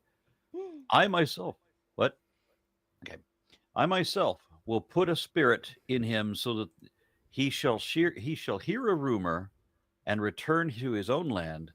I will cause him to fall by the sword in his own land." The Rabshakeh returned and found the king of Assyria fighting against Libnah, for he had heard that the king had left Lachish. When the king heard concerning King Tirhakah, Tirhaka. Yeah. Okay. Of Cush, say, "See, he has set out to fight against you." He sent messengers again to Hezekiah, saying, "Thus shall you speak to King Hezekiah of Judah. Do not let your God on whom you rely deceive you by promising that Jerusalem will not be given into the hand of the king of Assyria. You have heard what the kings of Assyria have done to all the lands, destroying them utterly. Shall you be delivered? Have the gods of the nations delivered them, the nations that my predecessors destroyed, Gozan, Haran, Rezeph, and the people of Eden who were in Telassar? Where is the king of Hamath, the king of Arpad, the king of the city of Sepharvaim, the king of Hena, the king of Iva?" Hezekiah received the letter from the hand of the messenger and read it. Then Hezekiah went up to the house of the Lord and spread it before the Lord. And Hezekiah prayed before the Lord and said, "O Lord, the God of Israel, who are enthroned above the cherubim, you are God. You are alone, of all kingdoms of the earth, you have made heaven and earth. Incline your ear, O Lord, and hear. Open your eyes, O Lord, and see. Hear the words of Sennacherib, Sennacherib. Sennacherib, which he has sent to mock the living God. Truly, O Lord, the kings of Assyria have laid waste to the nations and their lands, and have hurled their gods into the fire. Though they were no gods, but the work of human hands, wood and stone, and so they were destroyed. So now, O Lord our God, save us, I pray you, from his hand, so that all the kingdoms of the earth may know that you, O Lord, are God alone. So there are a lot of links, obviously, between this section and the book of Isaiah. Not just Isaiah himself and the introduction of him, but the language is very Isaianic as well. So one of the things that we're going to see in the prophets a lot is when they talk about the idols of other nations, or even of what people are worshiping in Israel and Judah. They often say stuff like they were no gods, but the work of human hands, wood and stone, stuff like that. They mention what they're made out of, but then they also mention one of the things that we don't see here is they have eyes but cannot see. They have ears but do not hear. That's going to be something we see a lot in the prophets, especially Isaiah. So you can kind of see the links between the Deuteronomistic historians and the prophets of the time. And then at the end we get there the you, O Lord, are God alone mentioned. Let's see if I have. Yeah, it's definitely showing that it's writing by the people pushing towards, you know, through henotheism into perhaps proper monotheism for the first time, but or or at least stronger henotheism. At the same time, it's interesting. The misrepresentation of idol worship I find intriguing, because one of the things that eventually got me out of Christianity was realizing how dishonest all apologists are. Seriously, if you learn anything through an apologist, they're wrong. They're wrong about everything to a painful degree. Uh, the worst explanations I've ever heard of any scientific concept came from someone who learned that from an apologist. And it's the same thing here, misrepresenting your opponent's perspective. The gods, the little clay idol you had to honor and to keep the connection to the god, but that doesn't mean you think the little statue is your god literally. That's a very, very common misrepresentation. So the man, I had something, but I totally forgot it. I had something that just fell out of my brain. Okay. Sorry. Yeah, it's all good. It's probably my fault for getting 4 hours of sleep.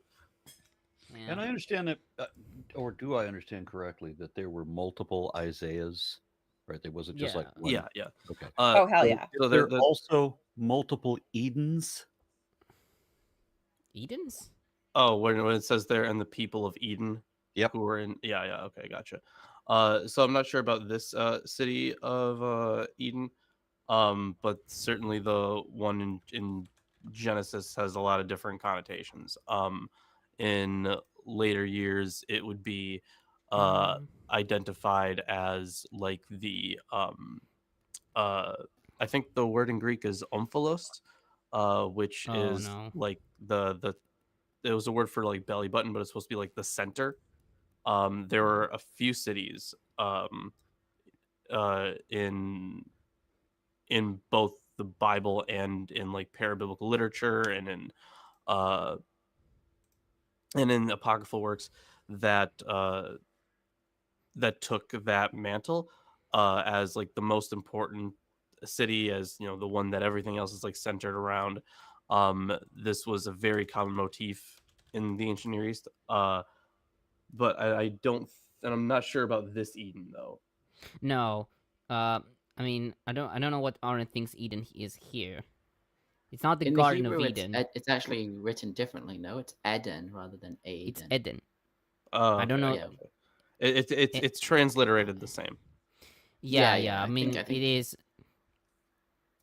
There 'cause are multiple different myths Eden around and Eden and possible locations, and Yeah. it's sort of a the convoluted mess. Garden of Eden is always normally called the Garden of Eden Festival, I think, rather than just Or just Eden like by itself. yeah. Gan And Ha-Eden. also, and it's Aden with a Tsere, and over here it's written with a segel, so it's Eden. In modern Hebrew, there's no difference between those two vowels, but Ashkenazim, for example, would say Aden versus Eden, so they are slightly different. Yeah, but I Yeah, they are You could also be translated. put at the end of a sentence, right? no, because it's just weird. Ashkenazi Hebrew from And we that got at the least. end of a sentence. Either way, this is not the same Eden. Yeah. It's Bimble- something. It's Bimble Through Life offers £10 and says, listening to you guys while on my way home from work, I'm so looking forward to a shower, pizza, and pajamas. Absolutely love your work and thank you for everything you do from Manchester, UK. Thanks. Oh, Manchester. Hi. No, have a good time, have a shower, enjoy your life. But yeah, we're always here to throw a little blasphemy and blend Then scholarship and blasphemy. Rimmer's I would bribery. recommend. Go ahead. If you're able to do it quickly, you might be able to just like play the stream at like slightly faster speed, and then you'll actually catch up with the live while you're eating your pizza. Rimmer's Bragger says Eden just means walled garden in Persian. I mean, like this Eden specifically probably It could refers be taken to from. this Eden probably refers to Bit Adini, which is a region south of Haran along the Euphrates. God. Yeah. So it is probably like an assimilation. I don't know. Yeah. Okay, so I'll start on 1 through 4. Rabiel comments. The Rabshake's words send the delegation into mourning, signaled by their torn clothes. Compare 1 Kings 21:27, 2 Kings 5:7 and 8, 6:30, and 22:11. When Hezekiah hears, he too mourns, but rather than simply despair that Assyria will win, he goes into the temple. From there, he sends his envoys to the prophet Isaiah, an unusual appearance in Kings of one of the canonical prophets. The message is delivered by the envoy with another messenger formula and acknowledges two realities. First, a proverbial saying, similar to that found in Hosea 13:13, confesses Jerusalem's need is like that of a woman in labor whose strength fails, in verse 3. At the hand of the Assyrian, Jerusalem's inability brings distress. At the hand of the Assyrian, Jerusalem's inability brings distress. Compare Jeremiah 16:19, Nahum 1:7, and Habakkuk 3:16, rebuke and humiliation. Secondly, the message acknowledges the Assyrian challenge is really directed against Yahweh, in verse 4. It is his character and power that are reproached, a cheref, in verse 4, and compare 19:16, 22, and 23. Hezekiah petitions a response.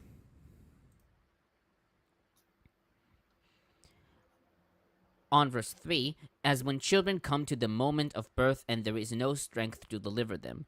Hebrew Bible reads, for sons, banim, came until mashber, and there is no strength to give birth. The word mashber appears in the parallel of Isaiah 37:3 and in Hosea 13:13. The meaning of the word mashber has been debated since antiquity. Targum takes mashber to be a birth stool, a reading favored by Rashi and Kara. Other traditionals like Rashi, Gersonides, Botzeko, and Abravanel take the mashber to be the womb. Septuagint and Peshitta read birth pains. Cogan, sorry? No, you said womb. Womb, yeah. No, Isn't that it sounded like you said the B as well. It's silent. fuck English? So Cogan notes in Yeah. Tzado's opinion that the image depicts the breaking forth of the fetus into the world, the noun form mashber being a gerund. Halot reads cervical opening A Jared? and gerund, yeah. Fuck English! It's how you pronounce it. Is it? Yes, I'm pretty sure it it's is. Jared, yeah. Yes, I checked Merriam-Webster, Isaac. Good. I put the spelling of gerund in my commentary just so I won't fuck it up because English is nonsensical. That's good. Yeah. So Hallett reads cervical opening, and Vogt and modern commentators read come to birth. On 6 and 7, Fritz comments, the prophet replies with a promise of salvation. As the mediator of the word of God, he can predict the turn of affairs. The promise begins with the words, do not be afraid, an assurance against the false threat of the Assyrian king. Then follows the announcement of the divine work. Yahweh acts on Sennacherib through a spirit. The deception makes him depart from Jerusalem early. The behavior of the Assyrian king, who thus spares the city, is caused by Yahweh. Sennacherib cannot resist the spirit sent by Yahweh. Yahweh is the one who has power over the Assyrian king and is able to control his will through a spirit. The prophecy interprets the events again as commanded by God.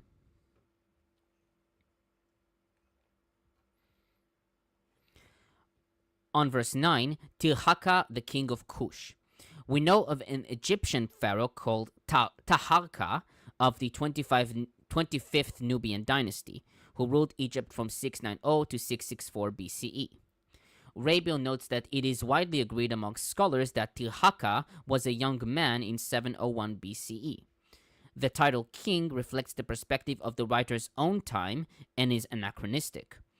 Cogan notes that according to the Sennacherib inscription, the Assyrians fought the Egyptians at the plain of El Teke and defeated them there. El Teke is one of the settlements of the Danites, according to Joshua 1944 and 2123, identified as Tel Ashalaf near Gealia. In an attempt to match between the Assyrian report and the verse, Lawrence's favorite scholar, Kitchen, proposed that after the Egyptians were defeated in El Teke, they reorganized for another attack. And this is the rumor that came to Sennacherib in the current verse. Fuck Kenneth Kitchen. Yeah, the spirit, moved by the spirit of fuck ton of gold and damn titties. Yeah, actually, that was the other thing I wanted to mention because I totally forgot about the fucking spirit that he sends. That was the thing I forgot. Yeah, the spirit that he was gonna send into him. It's Why interesting did he bribe him with so much gold and give him 3 of his daughters? I mean, we've seen this whole spirit thing before in a bunch of other places. It's just interesting now that Isaiah is well, actually no, he's saying that the God is saying it, that he's going to do it. Never mind. But yeah, this is just another case of God having the ability to fuck with people's minds and using it readily. So what does it mean to send a spirit into someone? You just effectively you'd make them feel a certain way or think a certain thing. But the I guess it's almost it could be used to explain something that seems almost spontaneous. I mean, it is supposed to be less than like total puppeteering possession, but definitely coercive. The idea being the spirit, will incline your heart towards someone or away from them or harden it. You will, we've all felt stubborn, resistant, or comfortable and happy, and in our interactions with different people. So the idea is that God is kind of, tilting the scales whichever way he wants to go. It's basically a good excuse for taking credit for something that someone else did, and a good excuse to pretend you were always in charge of everything. Yeah, I mean, I think the evil spirit is basically like a messenger of Yahweh. I mean, we've already seen that in the Battle of Ramoth Gilead, where the spirit entered into the mouths of the 400 prophets in 1 Kings 22. 22, 20 through 23. So yeah, it's certainly a messenger, but it always, whenever it's used, right, it's always God lying to someone. yes. So yeah, that's how it works. God is such a bitch. Yeah, he's an asshole. Why is he always lying to everyone? and manipulating people, and fuck, he's I don't know, such a just bitch. to show And that he's God and he can. I I know, guess. and he's always fucking over the people he's supposed to be taking care of. It's like he just sucks. It's honestly, it's a lot like Trump, the worst at everything, but endlessly bragging, and his fans just, somehow manage to get their foot down their throat and their head up their own butt, making Yeah. excuses for him, which sounds painful, but yeah. Yeah. Okay, on verse 12, Fritz comments, of the names put forward in verse 12, Gozan had already been mentioned in the context of the deportations of the Israelites in 1706. Gozan is to be read as Akkadian Guzana or Tel Khalaf, the capital of the Assyrian province of Bit Bachian on the upper Chabur from the second half of the 9th century. Haran, Akkadian Haraun, also Altin Bashak, I guess, was an important cult site of the moon god Tsin, located on the upper Balich. It was incorporated into Assyria already in the 9th century.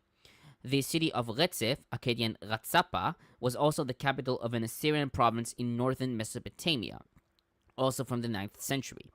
The expression, the people of Eden who were in Telassar, refers to the resettlement of people from the Assyrian province of Bit Adini to Til Ashuri, here called Telassar, under Shalmaneser III in the 9th century.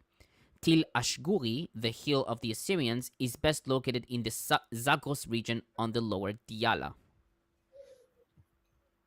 So it's actually talking about, like, a long time ago, the Assyrians conquered these places, rather than part of the current campaign. Yeah. Yeah. Interesting.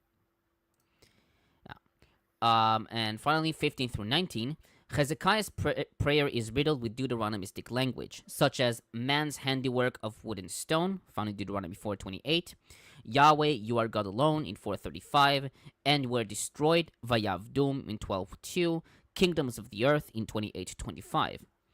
Cogan notes that the motif of creations, you made the heavens and the earth, is unusual for Deuteronomistic literature, and it is recorded as an important foundation for the post-exilic liturgy.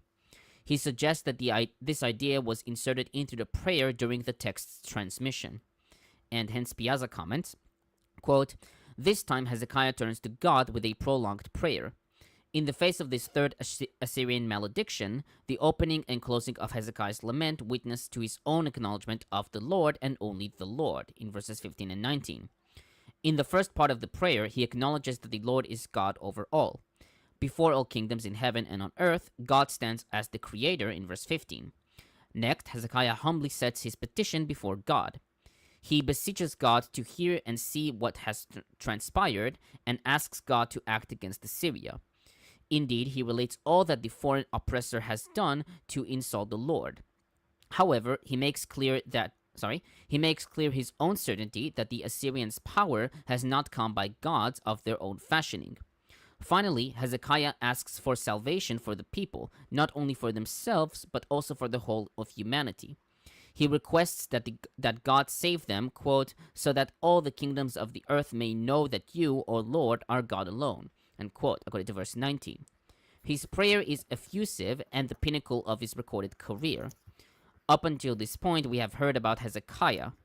Finally, the narrator depicts some of Hezekiah's deepest, most plaintive whisperings to the Lord.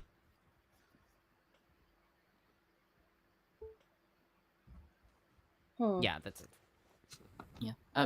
The one thing about the Terhaka, right? So the Bible says Terhaka, the king of Cush. Yes. I think, this is identified with an actual pharaoh. Yeah, I just mentioned that. Like Nubian and whatever.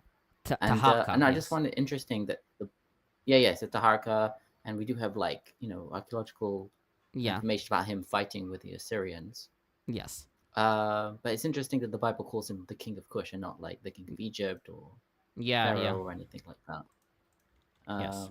And I wonder if that's because, I wonder if if it comes down to like some sort of racialization of the he was known as, as a Nubian, as he was one of the black pharaohs, and so they call him the king of Cush and not the king of Egypt. because they Oh, didn't see it as legitimate or something, maybe. I mean, religion and racism are very often. Because he would have been, Wouldn't surprise me. because if he had started off as a king of Kush and then became pharaoh, and then attacked, had his fight with the Assyrians, then it'd be interesting that from the perspective of the Assyrians or the Israelites that he's not the king of Egypt. But I don't know. Maybe it's just I don't think. maybe it's Or just a title just that a bit he. of slur or whatever. Maybe it was his yeah. own personal thing to call himself the king of the Korah of Ethiopia or whatever. Or Sudan, sorry. Kushite. Yeah, Sudan. Not. I don't think so. Maybe I already noted that maybe the king of Kush is anachronistic, right? So, Right. but like, Is that because he was too young to be the king, or? Yeah, he was a young man in 701 BC. So, well, then his involvement in the story would have been anachronistic, not necessarily. no, his it could have been. He could have ruled. He could have ruled the battles in 701, right? Because he was born in 690. No, not 690. Sorry, he was born in. He ruled Egypt in 690, but it doesn't exclude that he participated in the battles. Though the reference is no, I mean kitchen is fine because it's Egyptian. So Yeah, I mean when it comes to Egypt, it's fine. Yeah. But like, okay. Unless there's something that from Egypt that he could tie into the Biblical. Bible, then he's fucking then he's a fucking idiot. Shall I continue? He all of a sudden becomes stupid. All of a sudden. Yes, please continue. Okay. Then Isaiah, son of Amos, sent to Hezekiah, saying, "Thus says the Lord, the God of Israel, I have heard your prayer to me about King Sennacherib. Sennacherib. Sennacherib. How the fuck can't you know how to? I don't know. Don't. Sorry. I'm calm. I will be angry at Chronicles. I'm calm. Don't you mean Chronicles? Stop poking the Tomer. Tomer? Yes. I'm cool. Behave. I'm fine. Okay. This is the word that the Lord has spoken concerning him. She despises you. She scorns you, virgin daughter of Zion. She tosses her head behind your back, daughter Jerusalem. Whom have you mocked and reviled? Against whom have you raised your voice and haughtily lifted your eyes? Against the Holy One of Israel. By your messengers have you mocked the Lord, and you have said, with my many chariots I have gone to the heights of the mountains, the far recesses of Lebanon. I felled its tallest cedars, its choicest... Wait, Aaron, just a second. You can barely You're hear starting you. to sound distant. Is your mic falling? No, I think it's StreamYard. Okay, do you need me to... It's something that comes. No, just just try. try. You're better just now. do it again. Yes. Okay. Yeah. By your messengers you have mocked the Lord. You have said, with your many chariots I have gone up to the heights of the mountains, to the far recesses of Lebanon. I felled its tallest cedars, its choicest cypresses. That's a hard thing to say together. I entered its farthest retreat, its densest forest. I dug wells and drank foreign waters. I dried up with the sole of my foot all of the streams of Egypt. Have you not heard that I determined it long ago? I planned it from days of old. What now I bring to pass? That you should make fortified cities crash into heap of ruins, while their inhabitants, shorn of strength, are dismayed and confounded. They have become like plants in the field, and like tender grass, like grass on the housetops that is scorched before the east wind.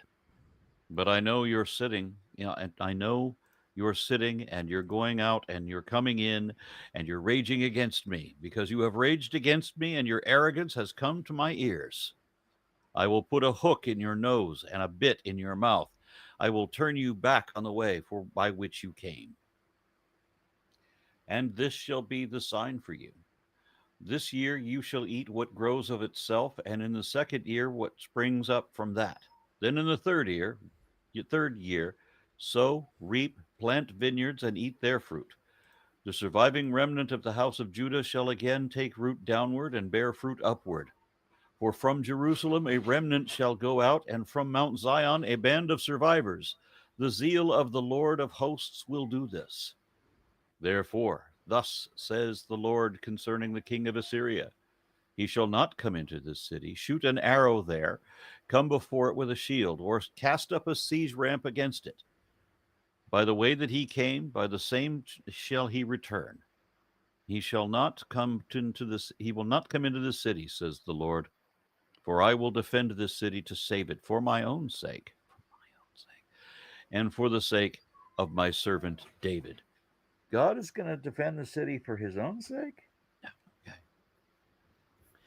That very night, the angel of the Lord set out and struck down 185,000 in the camp of the Assyrians. When morning dawned, they were all dead bodies. Then King Sennacherib of Assyria left, went home, and lived in Nineveh. As he was worshiping in the house of his god Nisroch, his sons Adremelech and Sherazar killed him with the sword, and they escaped into the land of Ararat. His son Esarhaddon succeeded him. That's hilarious. There's another version of this that where they have a little more backstory, and they talk about how they set up Chronicles, maybe. Yeah, exactly. It's the same story, just with more detail. It talks about how they set Yeah. up for the siege around the water, and how they had this whole setup, and all the things they did in preparation, and goes into a little more detail about the bribing. Yeah. And the idea that, like, and then the angel of the Lord went out and just slaughtered his soldiers, and they all just died unexpectedly. I mean, one, sounds like bullshit, and two, it sounds, if that had any basis in reality, sounds more like they poisoned the water supply. Should make a And lot if more God could sense. do that, why didn't he just do that all these other times? When it gets all Book of Mormon in here, when it's just, tens of thousands of people dying every other Thursday from some, different battles, as just people just constantly kill each other in the Bible. I mean, It's that's what ancient Near Eastern literature was, right? Well, Yeah. true, but I mean, this is supposed to be God delivering these people into your hands. By Protestants. If God is going to deliver the enemies, if God is going to say, well, then why doesn't he do exactly that? So that we don't have to kill, so we don't have to have, we send out, 50,000 people, we lose 30,000 of them. And why can't God just do that other thing? Well, it took him a few books to level up he could do something. Yeah. You're right. He's still grinding in like level 5. It's really awkward. He hasn't got that like the upgrade yet. The big flood was like one of those, he did a trial for like the, where you pay extra to get like more powers, but he only paid for like the 10-day trial. Yeah. Yeah, that makes sense. He couldn't keep it afterwards.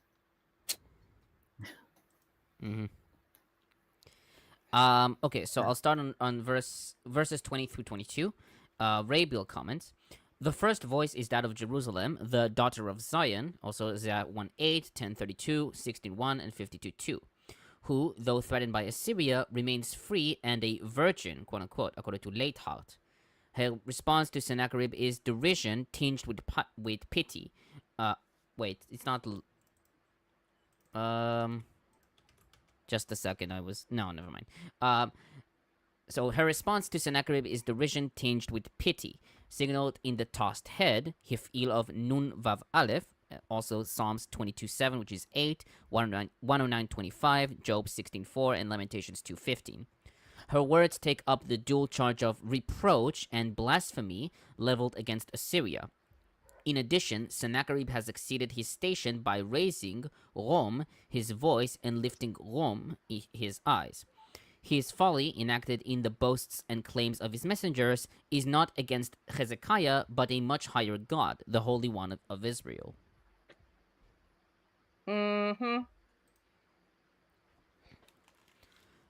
On verse 23, Sweeney notes that the images employed in the oracle draw upon the classic Assyrian portrayal of the god Assur flying through the heavens on a winged disc at the head of his armies, and the Assyrian claims to cut down the cedars of Lebanon as a symbol of power. Hens-Piazza writes, quote, Assyria has promoted the belief that it is responsible for its own accomplishments. It acts on the illusion that it determines its own future. Indeed, it functions under the dangerous misunderstanding that it charts and governs the future of the Fertile Crescent. So, question. Where it says there, so I've gone up to the heights of the mountains to the far recesses of Lebanon. Is the word there for recesses yarkete? Yalkite. Yarkete, okay. So I have been reading quite a lot about that because this is part of my capstone paper. I'm comparing it to Psalm 48. I actually just I need to do this comparison because I just noticed it, and it hasn't popped up in any of the readings that I've been doing, in like none of the papers. So compared to Psalm 48:2, it's something I need to do. I need to compare to Psalm 48:2, where it talks about Zion and the recesses of Tzafon. So the I don't know. I'm working with a few different hypotheses here until I get more info. But the idea that at least Y proposes for recesses would be like the ends. And the way it pops up in Psalm 48:2 would be different than here, but the meaning here is like okay. Notice how he's talking. He's saying to the heights of the mountains, to the recesses of Lebanon, and then tallest cedars, choicest cypress. So it's always like the superlative. So it's very all encompassing. So that's something that I should note for my paper, that it's always using like these all encompassing ideas. But it's for me, at least personally, when it comes to Safon, Wyatt interprets it to be like the flanks of the sea. And if you want me to pull up the quote, I can. I do have the page number listed. I'm just looking through my notes here, and now when he talks about the recesses of in at least in Psalm 48:2, Zion as the recesses of Safon. That could be like I'm not going to get into the whole argument, but the idea for at least that part is like the ends of the earth, like at the boundary, at the cosmic ocean, like the all surrounding. The giant ice wall that keeps us from exploring Antarctica because the government Illuminati reptoid hacker army will eat us all. Not the ice wall, but it was if you watched my video on biblical cosmology, it was pictured as this huge ocean around the landmass, around the lands. Yeah. So that's just something for me to note later, but at least I have another usage here I can compare it to for Psalm 48:2. Yeah, it was quite a common at one point to depict the world as being like three leaves around Jerusalem, kind of. Yeah, I mean that's and then medieval, the sea right? around that. Right? Yeah, I think that's medieval though. Well, yeah, originally, yeah, but I think it actually they kept there. I think there's one from like the 16th century after we already discovered America, and stuff. But Trevor and Wright says, "Man, they sure can't stop talking about mighty Egypt. Damn, the obsession with this civilization is really daunting when they always depict them as the enemies." LOL. It's it's like, aren't you, Mr. Bond? it's like your above high that? school boyfriend or possibly rival, and your husband can't stop getting obsessed with you talking to them, or Oh, and Peter mentioned that I missed the Yeah. comment above that. Matt White says, "Never mind the patience of saints, grant me the patience of Tomer." Yeah. Good call. Yeah. Yeah. I live with that. Uh, okay. So I was at verse 24. I have dried up all the streams of Egypt. Hebrew for streams of Egypt is Yeorei Matzol. The name Yeol, borrowed from Egyptian, is used for the Nile and in plural form can describe its tributaries and canals that extend from it, as we see in Exodus 7:19 and Isaiah 7:18. Some commentators suggest that this remark can help us date the verse. Sweeney writes that the drying of the rivers of Egypt alludes to Assyrian efforts to conquer Egypt in the early 7th century BCE, as weak as Yahweh's defeat of Egypt in the Exodus tradition. Cogan notes that the Assyrian army did not fight against Egypt during Sennacherib's time. The first Assyrian king who came to Egypt and conquered it was Esarhaddon in 671. Thus, he dates the verse to be much later than Sennacherib's campaign.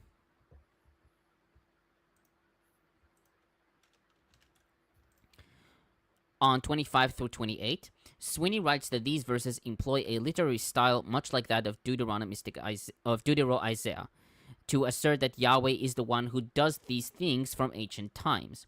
He writes, quote, "This provides the basis for the prophet's claim that Yahweh decided long ago to bring the Assyrian king to this point, which means the blasphemous Sennacherib does not understand the basis for his own power." End quote. And Fritz comments, quote, "The negative prophecy in verses 25 through 28 states that Sennacherib will be led back to his own country like an animal that is dragged to the slaughter by its nose ring. This prophecy shapes the end. As Yahweh leads away Sennacherib, Jerusalem is delivered from the Assyrian danger. The song refers to the events of 701 and interprets them as Yahweh's necessary intervention against an enemy whose hubris has made him an enemy of Yahweh too." Quote, yes, please correct me, Isaac. Hubris? Yeah. Fuck English. It celebrate quote. It I mean, I celebrates. don't know where you got hubris from, but whatever. I mean, that's what he used. Hybris. Well, that Oh, one's it's that probably one's like a also old- that It's one's another- also Greek. Hubris. Probably like an okay, old so spelling, yeah. hybrid. Okay. Oh God, yeah, Isaac. because it's No, that makes hubris, sense. hubris. No, but Yeah, makes it is an actual word. Hybris. Yes, it is a word. Yeah, and it's probably like an old spelling. It's less immigrantly, so that's what he used. So, Yeah. quote, "It celebrates the liberation of 701 in full acknowledgement of the downfall of Ashur," end quote, according to Wolfwine. The king symbolizes the proud superpower, humiliated and broken in being led away. The king of Ashur does not take the inhabitants of Jerusalem as prisoners, but instead is taken hostage himself. Yahweh has prepared the same fate for the king of Ashur that Ashur had prepared for other peoples after the conquest. Thus, Yahweh has reduced the powerful to a powerless prisoner, who is in turn scorned by the inhabitants of Jerusalem.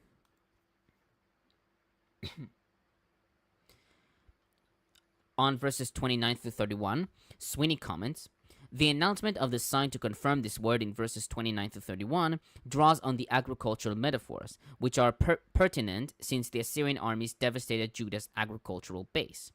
The sign envisions a 3-year process for rebuilding Judean agriculture. In the first year, the people will eat whatever grows wild, since the Assyrians stripped the land. In the second year, they eat whatever grows afterward. In the third year, they replant and eat the resulting harvest." Employing a classic Isaiah theme, the agricultural metaphor symbolizes the regrowth of the remnant of Judah, as we see in Isaiah 11, 1 through 16. The statement in verse 31 concerning the going forth of the remnant of Judah from Zion and the zeal of Yahweh who accomplishes this draws upon Isaiah language as well. Compare Isaiah 2, 2 through 4, 4, 2 through 6, and 9, 6.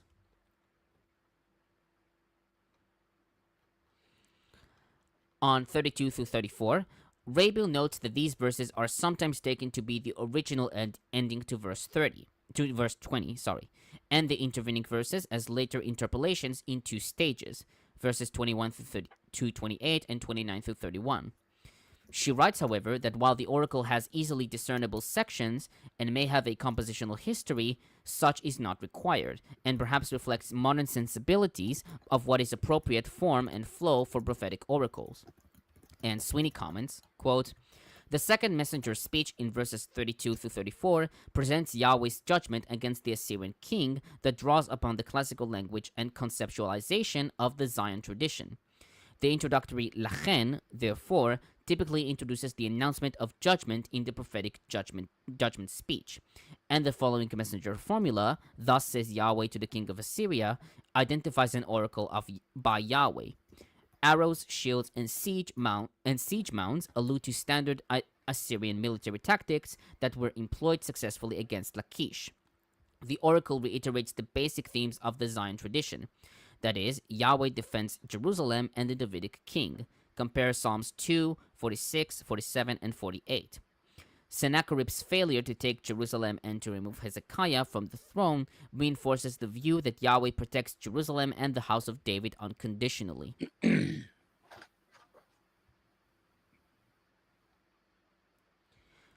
On verse 35, the angel of the Lord went out and put to death, etc. Although the Bible reports that this act as a divine intervention from the angel of Yahweh, several commentators try to give a rational explanation for the event. According to Sirach 48, 20, 21, quote, God heard the prayer they uttered and saved them through Isaiah. God struck the camp of the Assyrians and routed them with a plague, end quote. Josephus in Antiquities 10:21 adopts the plague reading and does not mention the angel. Cogan notes that some Assyriologists went with this approach. For example, W. von Soden compared the biblical reading with reports in Assyrian sources about plagues spreading in military camps during campaigns. Others, like Montgomery and Geman and Gray, interpreted the event based on Herodotus, Histories 2:141, about the fall of Sennacherib at the Egyptian gates, who, quote, during the night were overrun by a horde of field mice that gnawed quivers and bows and the handles of shields, with the result that many were killed fleeing unarmed the next day, end quote. Based on this reading, the killings in the Assyrian camp was interpreted as a plague spread by mice. He writes, however, that while mice are known as disease carriers, Herodotus' story contains many legendary elements and inaccuracies, and has no relation to the miracle story in Kings.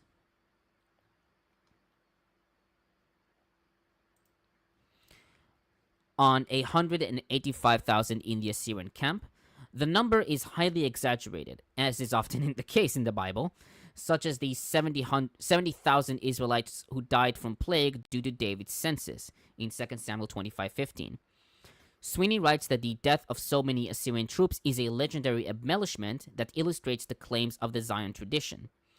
Cogan notes that some suggested to correct the number of dead to a realistic number.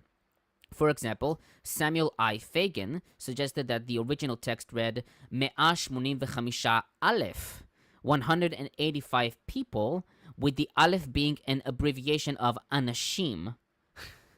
This abbreviation was Was it written Aleph, like the name of the letter, or just the character? Yes, Aleph, just Aleph, the letter. This abbreviation was misunderstood and rendered as 1,000 Elef. However, quote, his interpretation, as well as similar interpretations which tried to correct the number to a reasonable quote-unquote figure, revealed the inability of the exegetes to accept the story of the miracle as it is written, end quote. Rabbinic tradition. Rabbinic tradition makes the miracle even more magnificent, claiming that the 185,000 killed were heads of companies, each in charge of 2,000 men, according to Talmud Sanhedrin 95b, Rashi, and Kara.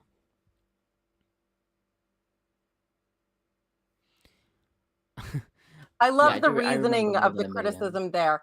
We know that this number is a mistake and wildly exaggerated because of a translation error, but the fact that they didn't accept it as literally true is a character flaw. Sure, Jan. Yeah. I think Isaac wanted to say something? No, I was just saying, I remember learning about the story as being, more than 1 million soldiers. So that's probably from the Talmud, where it says like each, that it was, there's a number is actually referring to like heads of a unit or whatever. Mm. We have a comment from Elvin C. Brasov. Says, what do you all think of religion being an extension of what Nietzsche called the morality of the weak? It seems to me as an extension of some values are not conducive to civilization. Sure, in some way. But I think Nietzsche's and also a lot of other, early attempts to come up with a theory of religion are all pretty honestly basic. Like in some ways it can serve this, but like if you want like an actual good theory of religion, you'd have to go to like Max Weber, I think. Because he's like the one that acknowledges like the most nuance in this stuff.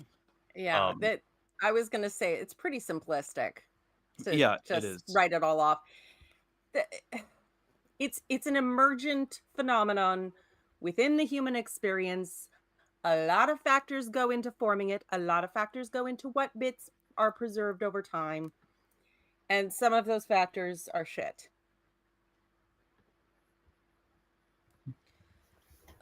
Okay, on 37. There's a comment. Sorry. There's a comment. And what? No, we read that. There's another comment. No, Did there we? isn't. We did read that. Yeah, all the Yes. ones that I see have been read. Yeah. Oh, okay. Yeah. Okay, on verse 37, the temple of his god Nisroch. Some traditionals, like Rashi and Kara, wrote that Nisroch was a board, Neser, from Noah's Ark. Yeah. Because Which verse is this? 37.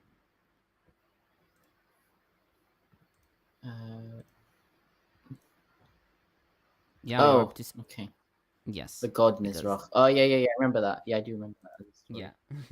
Yeah, board from Noah's Ark. Yes.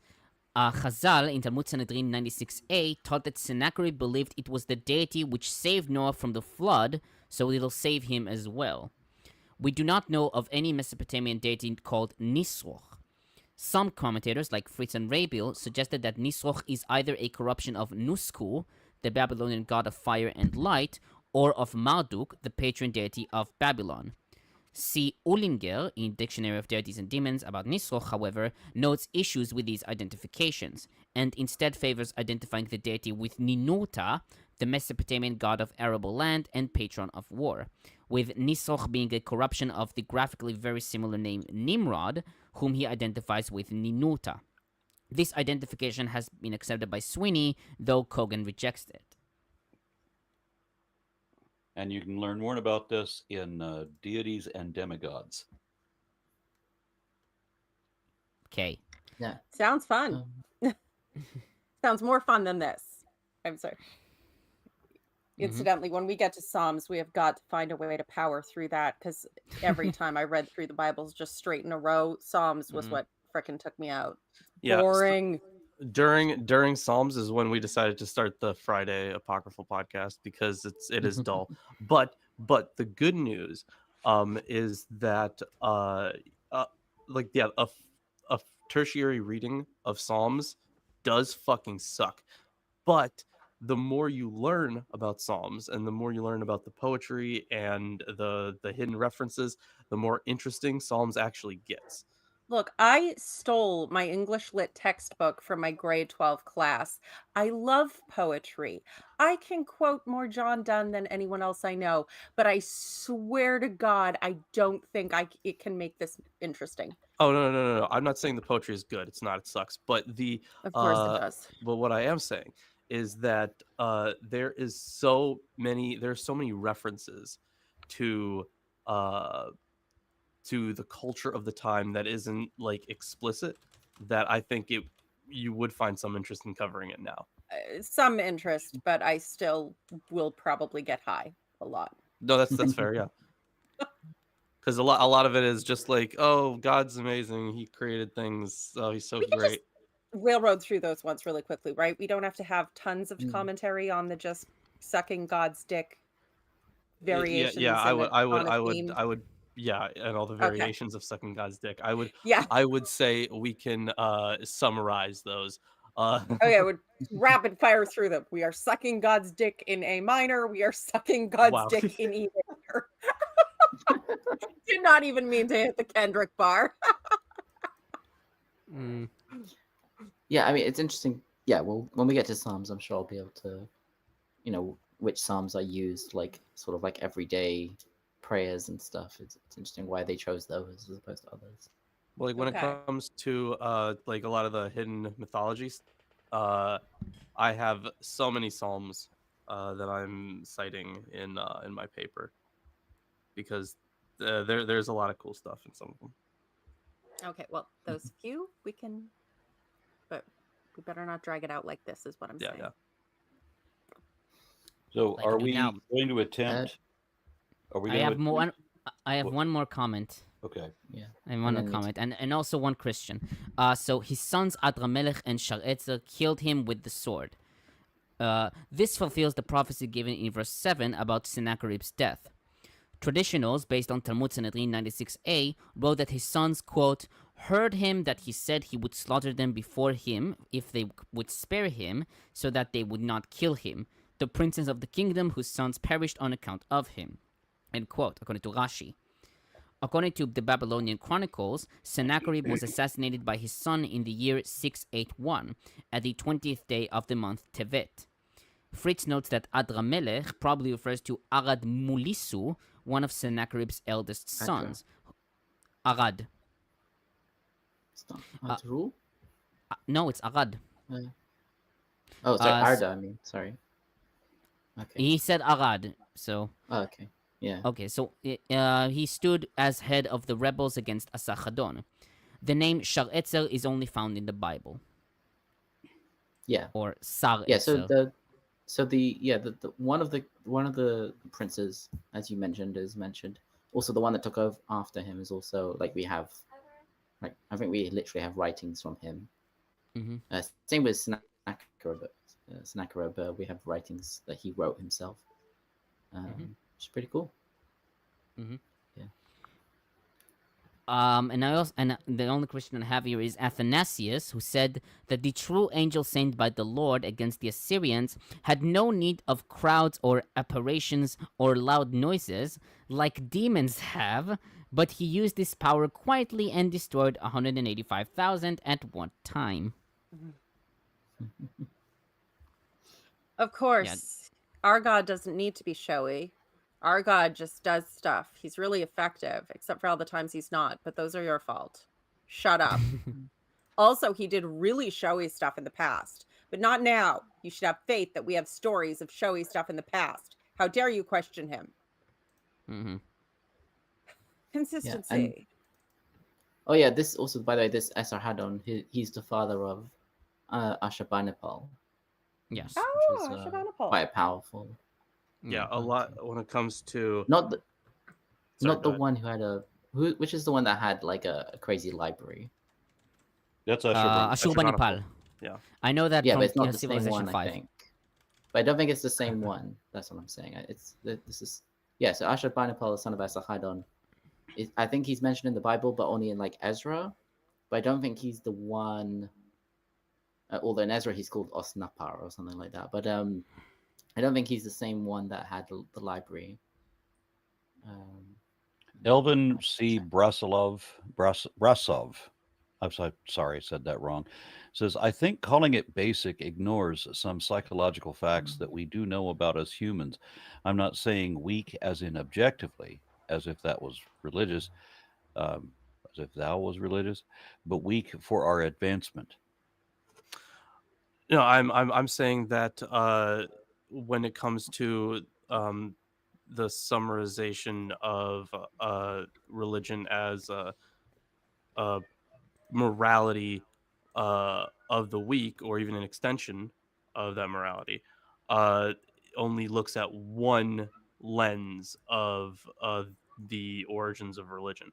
Hold on, give me just a second. I'm gonna pull up a book that covers this stuff in detail. Hold on. I agree. I would I'll fill in just saying it's not that that's not an element and a valid element of some parts of development of certain ideas in religion, the preservation of certain ideas in religion, and that it's not that it's, you know, he had a point.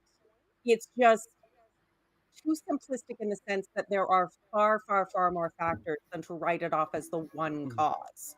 Yeah, there are a lot. So so Nietzsche's work, as well as the work of many other sociologists, is covered in this book right here. This is Understanding Religion, Theories and Methods for Studying Religiously Diverse Societies from Paul Hedges. He covers a lot of stuff from a lot of different traditions, and you can kind of see the diversity of religion itself. That you can't put it into simple boxes, or you can explain it with like one method. You need to look at it through multiple methods, through multiple lines of development. That's I mean, this one is kind of like made for students, where like at the end of like certain sections, he starts like asking you questions to think about, right? Which has some usefulness. But he does cover a lot of stuff. So Okay, there's one comment I have to just shout out. Atheist Carpenter sucking God's dick in A minor. Isn't that a Catholic commentary? I'm just like, Yeah. mwah! Yes. Yeah. Oh, I was wrong. But this is the Ashurbanipal, the son of Esarhaddon, who we just mentioned, is the one who had the library. He's not the last king, but he's like after him. Pretty much the Neo-Assyrian Empire declined until the Babylonians conquered them. Yeah. We got a comment from Ferthausen, who offers $10 and says, "Thanks, everyone." All right, are we going to try chapter 20? I think we should, and here's why. It's not super long, and also once we finish chapter 20, we can head right into Manasseh. Yeah. Oh yeah, Manasseh's good stuff. Yeah. Okay. And don't take away from me the chance of calling Hezekiah a little bitch, please, pretty please. Okay, great, perfect. All right. So Lilith, do you want to read this, or should Isaac? I vote for Isaac because he showed up late, and that's what I was going to say. That's punishable. Unprepared. Yeah. Okay. Let's do that. Chapter 20. In those days, Hezekiah fell dangerously ill. The prophet Isaiah, son of Amoz, came and said to him, "Thus said God, set your affairs in order, for you are going to die. You will not go well. You will not get well, sorry." Thereupon Hezekiah turned his face to the wall and prayed to God. He said, "Please, O Eternal One, remember how I have walked before you sincerely and wholeheartedly, and have done what is pleasing to you." And Hezekiah wept profusely. Before Isaiah had gone out of the middle court, the word of God came to him. "Go back and say to Hezekiah, the ruler of my people, thus said God, the God of your forefather David, I have heard your prayer. I have seen your tears. I am going to heal you. On the third day you shall go up to the house of God, and I will add 15 years to your life. I will also rescue you and this city from the hands of the kings of Assyria. I will protect this city for my sake and for the sake of my servant David." Then Isaiah said, "Get a cake of figs." And they got one, and they applied it to the rash, and he recovered. Hezekiah asked Isaiah, "What is the sign that God will heal me, and that I shall go up to the house of God on the third day?" Isaiah replied, "This is the sign for you from God, that God will do the thing that was promised. Shall the shadow advance 10 steps, or recede 10 steps?" Hezekiah said, "It is easy for the shadow to lengthen 10 steps, but not for the shadow to recede 10 steps." So the prophet Isaiah called to God, and the shadow that had descended on the dial of Ahaz was made. He We lagged lost out. him. At that time, King Oh, okay. Berodach Baladan, You're son back, of Isaac. Babylon. Wait. Isaac, sorry? you're frozen. You You are froze frozen. at that Oh. time. The shadow on the dial made. Yes. Oh, okay. So I'll go back. Verse 11. There's just one verse. Oh, yeah. Yes. Yeah, so the prophet Isaiah called to God, and the shadow that had descended on the dial of Ahaz was made to recede 10 steps. So he chose which one was the crazier one.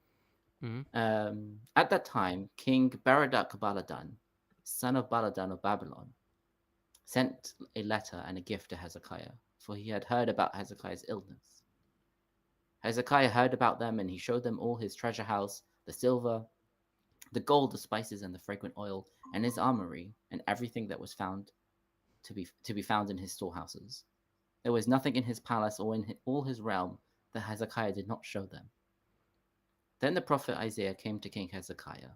What, he demanded of him, did those men say to you? Where have they come to you from? They have come, Hezekiah replied, from a far country, from Babylon. Next he asked, what have they seen in your palace? And Hezekiah replied, they have seen everything that is in my palace. There was nothing in my storehouses that I did not show them. Then Isaiah said to Hezekiah, hear the word of the God. A time is coming when everything in your palace that your ancestors have stored up to this day will be carried off to Babylon. Nothing will remain behind, said God. And some of your sons, your own issue, whom you will have fathered, will be taken to serve as eunuchs in the palace of the king of Babylon. Hezekiah declared to Isaiah, the word of God that you have spoken is good, for he thought, it means that safety is assured for my time. The other events of Hezekiah's reign and all his exploits and how he made the pool and the conduit and brought the water into the city are recorded in the annals of the king of Judah. Hezekiah rested with his ancestors, and his son Manasseh succeeded him as king. Yeah, so we get the little reference there to the pool and the conduit. So we get the Which is named aqueduct after him. Yeah. So the this section, obviously the envoys from Babylon section, would have been written afterwards. That's definitely at least exilic. But as you can see at the end, Hezekiah's care for that is very little. He's like, well, at least in my day, it's going to be okay. Yeah. It was a couple years ago I brought this up in foreshadowing and something else. Like Hezekiah is supposed to be this icon of faith. One, he apparently doesn't have any faith in God to heal him because he needs the God to magically turn the sun back, because that's totally going to happen. And two, he is such a little fucking bitch. What kind of a king says, oh, it's fine if my heirs are castrated and everything my fathers and grandfathers is dragged away to Babylon and my people are indiscriminately slaughtered, as long as I won't be around to suffer through it?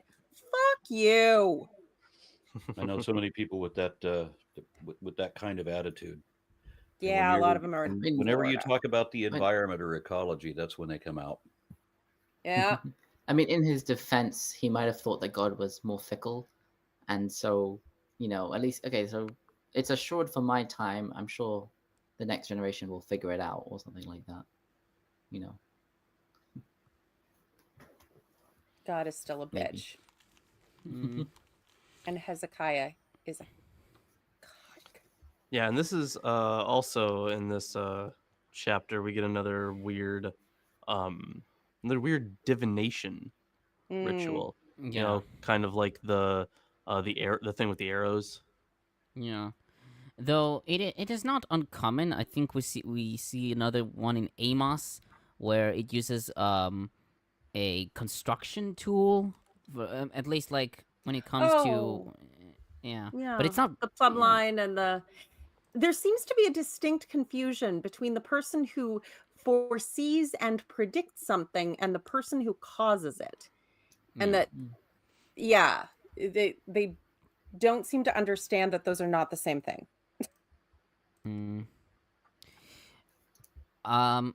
Okay, so I'll start.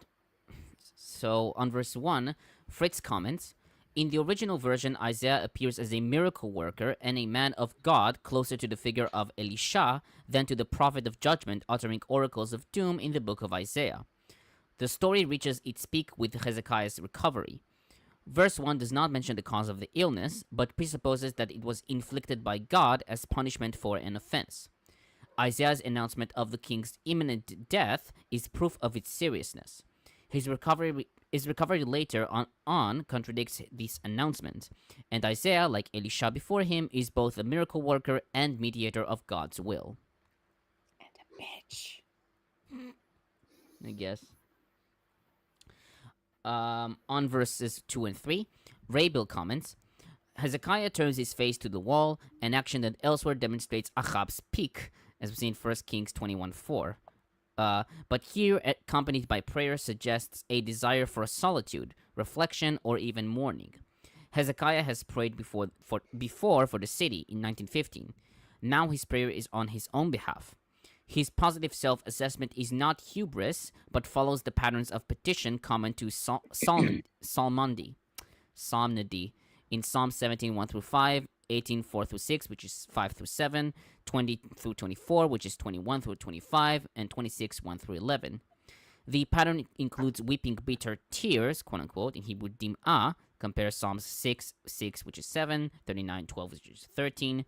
His phraseology is Deuteronomistic, for he has a whole heart, 1 Kings 8, 61, 11, 4, 15, 3, and 14. And doing the good in your eyes is obedience per Deuteronomy, 6, 18.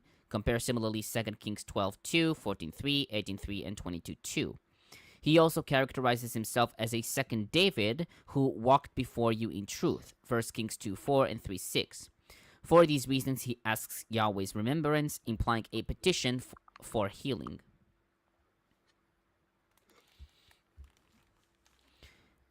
On verse 4, the middle court.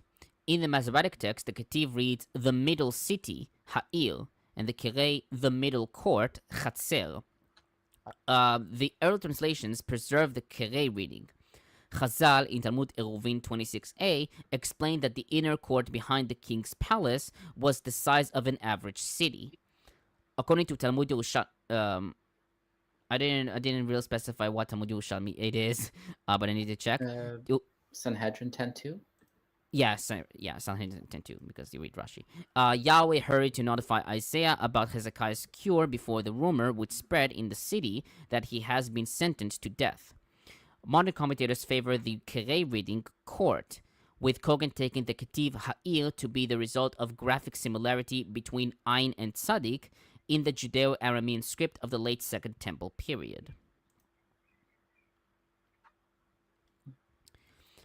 On verse 5, On verse 5, they're still pretty. Oh yeah, that makes sense. The Aramaic script, they're similar. Yes, actually. Judeo-Aramean. The older one, it wouldn't have been. Yes. On verse 5, Hens-Piazza comments, just as the Lord heard the king's prayer concerning the fate of Jerusalem in 1915 through 19, the Lord responds to Hezekiah's plea here. The prophet Isaiah is commissioned once again to deliver an oracle announcing the reversal of the king's fate. The announcement reminds us that God's action in the present is consistent with how the Lord has been present with Israel from the very beginning. Just as the Lord responded to save Jerusalem in answer to the king's prayer, so too does the Lord respond to Hezekiah's petition and free him from his illness. Consistent with the God who from a time long ago heard, saw, and answered, liberating the Israelites of their affliction under Egyptian rule in Exodus 2, 24 and 25, God now has seen Hezekiah's tears and heard his prayers in verse 5.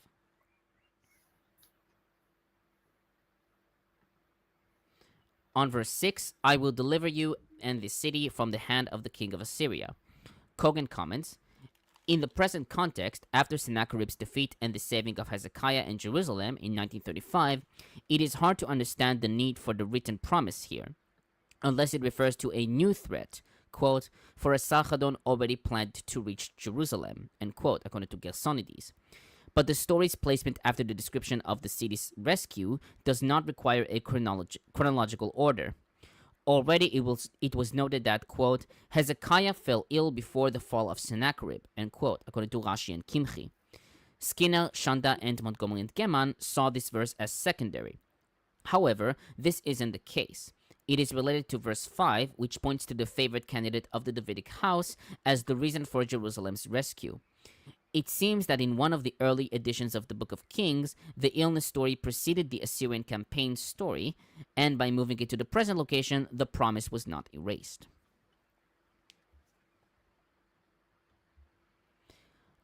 On verse 7, a poultice of figs. In Hebrew, it's develet te'enim. The word develet comes from devela, which generally denotes a lump of pressed figs or pressed fig cake, as we find in 1 Samuel 30:12, Isaiah 38:21, and 1 Chronicles 12:41, early translations and traditionals. Modern commentators note that dried figs were known in antiquity for their healing powers, as we see in Pliny, Natural History 2363. Rabel writes, quote, whether the plaster's antiseptic or astringent value is the means of healing or is only an adjunct to Yahweh's direct power, Hezekiah is healed. End quote. Josephus in Antiquities 1028 does not mention the fig cake. S. Mason writes that perhaps he found such a presentation of the prophet too magical, quote unquote, or he may have noticed that the directive has no further effect on the continuation of the biblical accounts.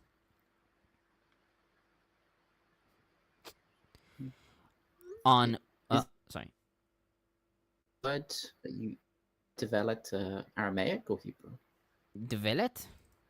I mean, it seems. The, I mean, there is. It's. I mean, it is. There is Assyrian dublu, right? But maybe it's loan. Maybe it's. But maybe it's like a Semitic word. I don't know. Because it comes up a lot in, like, in the Talmud and stuff. It was considered, fig cakes were, at least culturally at the time, something that people talked about and knew about. So it comes up here. I wonder if there is a later, like, if there's a later writing, like exilic, where, like, I don't know if it was necessarily a practice in Judea before that, but I don't know. It's not. I guess it's not unheard of for two places to develop. Cake of pressed dates. Yes.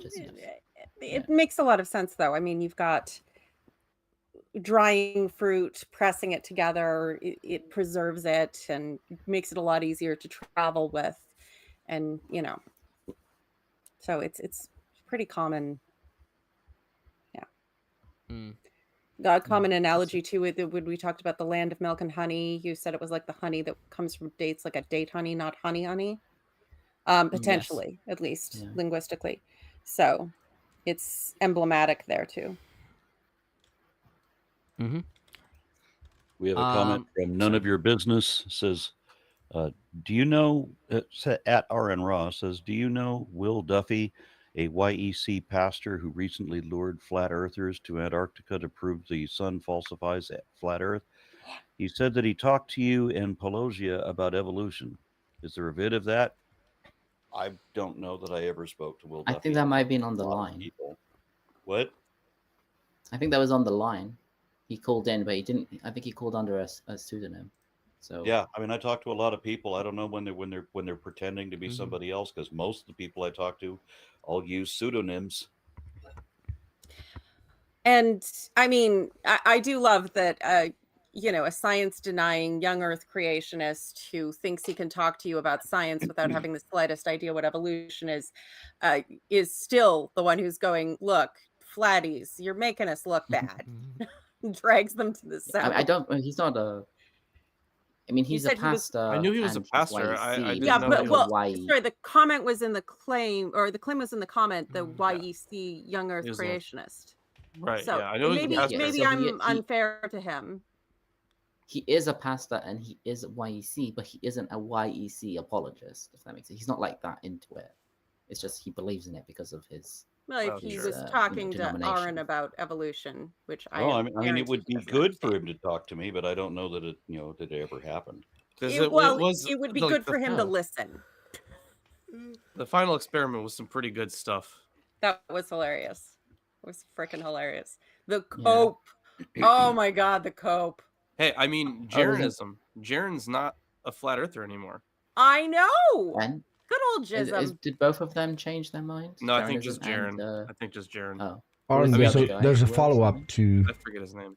That question. Yeah, there's a follow-up.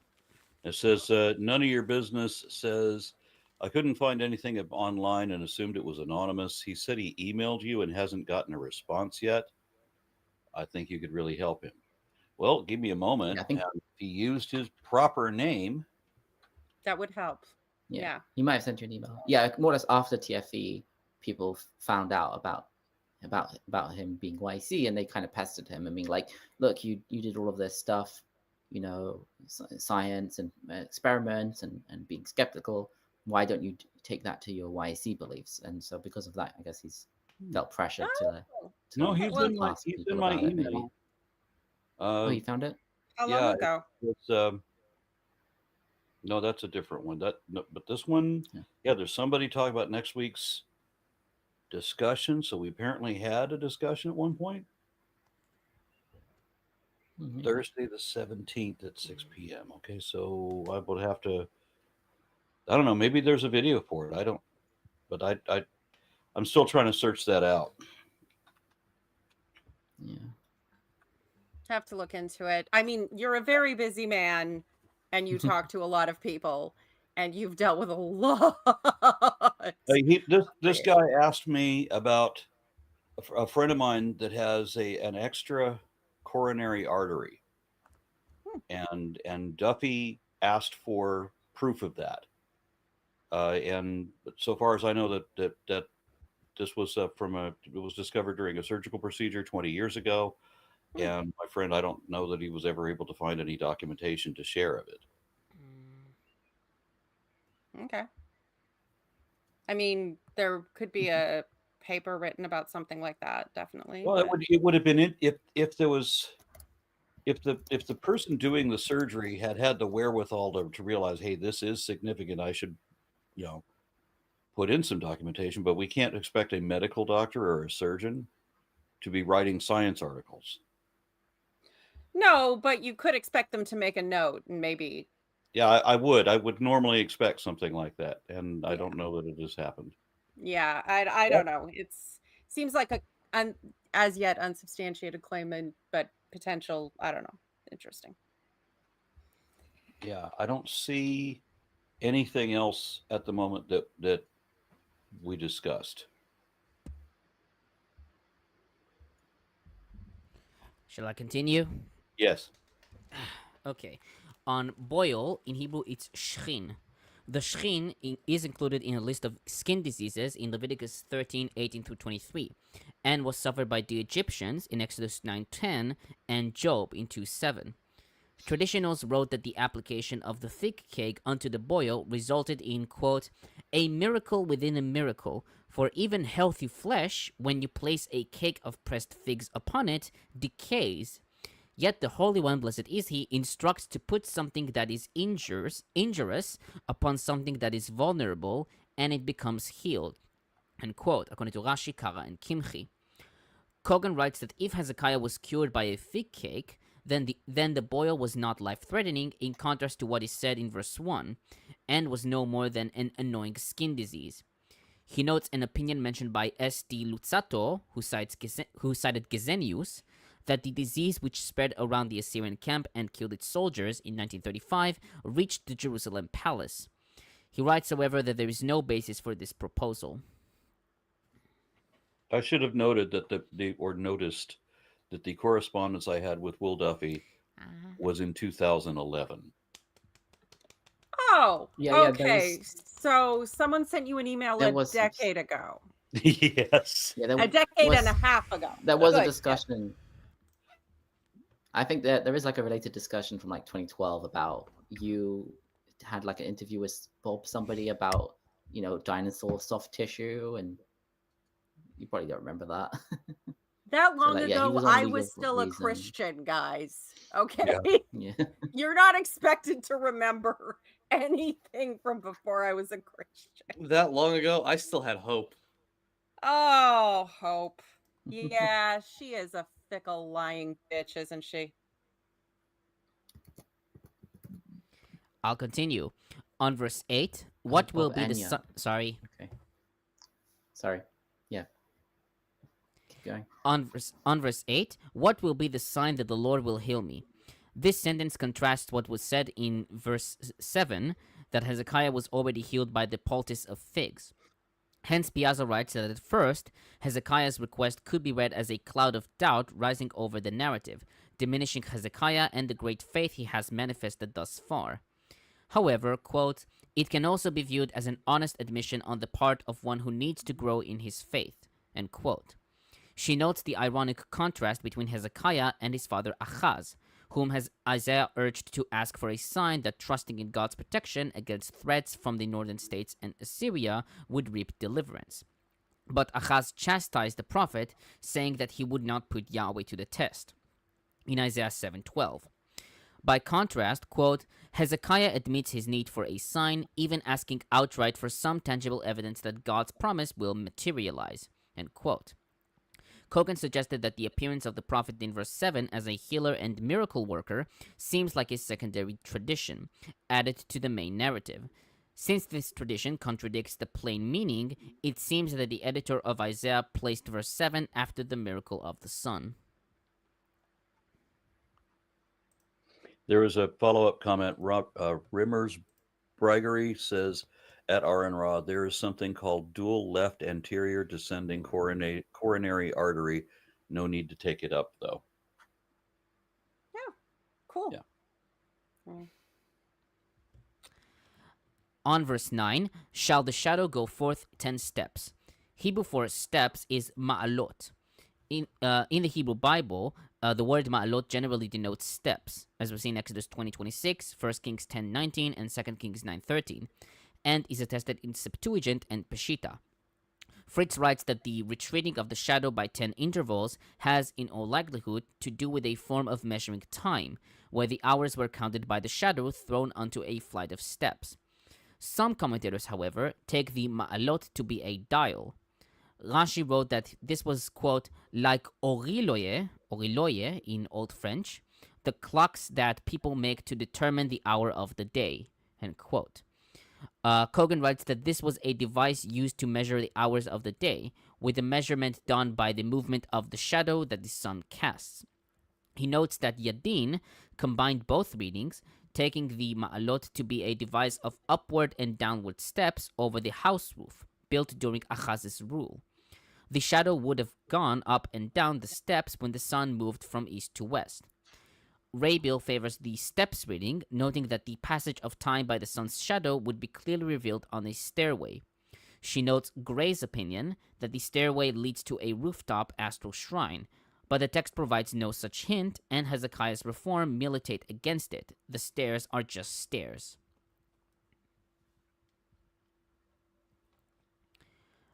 On verse 12, Marduk Baladan. In Hebrew, it's Berodach Baladan. He is also called Merodach Baladan, Baladan, in Isaiah 39:1, early translations, and a few Hebrew manuscripts, like Kennicott 93, 145, 154, etc., with several commentators taking this name as the correct reading. His Akkadian name was Marduk Apla Idina II. Fritz writes that Merodach Baladan, quote, was a prince of the Bit Yakin tribe from southern Babylonia who managed to become king twice, in 730 and 721 through 710, and thus stood in opposition to the Assyrian kings who had assumed the kingship in Babylon since the time of Tiglath-Pileser III, end quote. The addition son of Baladan is not attested in Babylonian inscriptions. Cogan suggests that if Baladan is not a copyist's error, then it is a shortening of Nebo Baladan, with the theophoric name omitted. He notes that Millard calls the name Bel Idin, known in an Aramaic inscription. And Sweeney comments, quote, the historical background of this narrative conflicts with the claims of the text. The occasion for Merodach Baladan's embassy to Hezekiah is not concerned for the ill monarch. Rather, it is based in the alliance between Hezekiah and Merodach Baladan and their plans to revolt jointly against the Assyrian Empire following the battlefield death of Sargon II in 705, and the succession to the throne by Sennacherib. Hezekiah's willingness to show Merodach Baladan's ambassadors all of his wealth indicates preparation for alliance and revolt. I want to address something that just came up in the chat. Oh, goody! Yeah. Did y'all see that debate where IP called Aaron Ra out on his BS definition of faith? He had no clue it was rooted in pistis Greek and lost his ever-loving shit. So rational. Well, of course, I did have that clue. And I have spoken with people, including one of them here, who is fluent in Koine Greek, that I would not say fluent. I'm not fluent. Okay. Shut up, Lawrence. You know what he wants. I talked to a handful of people that understand Koine Greek, and they all agreed, yeah, my definition is not bullshit. My definition is actually accurate. IP strawmanned my position, giving a different definition than what I gave. I explained the definition, and IP strawmanned it to turn it into something that he said, that it bastardization of what I said. So yeah, that's what happened there. So IP was using the wrong definition. His is the one that is bullshit. I was using the correct definition. There is a link to prove that in the chat. I like the follow up, Arn, because I recently watched it again. You and Eric Hernandez, who agreed with you within 15 minutes and then spent an hour and a half straw manning you again. Yeah. On the same thing. It's pretty standard tactics, but I'll allow especially that you're not the first person in history to point out the dishonest and contorted definition of faith in practice as it is used by the religious. And yes, you could argue that in certain times and places it has meant trust or blah, blah, blah, blah, blah. Yeah, it's no, religious faith is an absurdity, and it has always been. Give me a few minutes here. I'm going to pull up Aaron LSJ. Doesn't know about the... And it's funny that he says that Aaron doesn't know about the origin of the word in Greek being pistis, because the problem is Arn didn't say anything about the definition of pistis. Arn said it wasn't based on scientific evidence, and no one got that. Yep. Yeah, well, that would involve and I've had listening. to explain many times that religious faith is based instead on an assumption of authority. And as a young Christian in like literally in youth conferences, listening to youth pastors and speakers that were called in specially to speak to the young adults who were going to be the future, I literally heard them explicitly say that the understanding of truth that they had was an authority-based one, that you require an authority to ground your sense of reality in. And that is manifestly ridiculous in anything else. You need perhaps an authority for some social functioning, perhaps, depending on the, that absolutely. But the idea that, the snow outside my window is not snow unless it is somehow based in God saying so, because he is the authority. That is stupid. Yeah. You done? Yes. Okay, so on 13, Rabiel writes that Hezekiah's display of wealth is reminiscent of the Queen of Sheba's visit to Solomon in 1 Kings 10, but where her visit revealed Solomon's wisdom, Merodak Baladan's visit reveals Hezekiah's folly. She writes, quote, "Seeking assurance of Jerusalem's future from a foreign king, he foolishly disregards Yahweh's commitment to Jerusalem. Moreover, his display of Jerusalem's wealth can do nothing but make the city tantalizing to the Babylonians." End quote. On that same verse, storehouses, in Hebrew, bet nechoto. The word nechoto appears only here and in the parallel in Isaiah 39:2. Septuagint reads, "The whole house of Nechotha," Targum, storehouses, Peshitta, treasury, and Vulgate, the house of his aromatical spices. Traditionals take the house either as the storehouse of his spices, according to Rashi and Kara, or as a storehouse where Hezekiah kept all his wealth, according to Kimchi and Gersonides. Modern commentators write that the word nechota seems to be a loan word from Akkadian bit nakamti, which refers to treasury or storehouse. Fritz writes that we know nothing more about either the design or location of the treasure house within the palace, but it is likely to have been a separate building.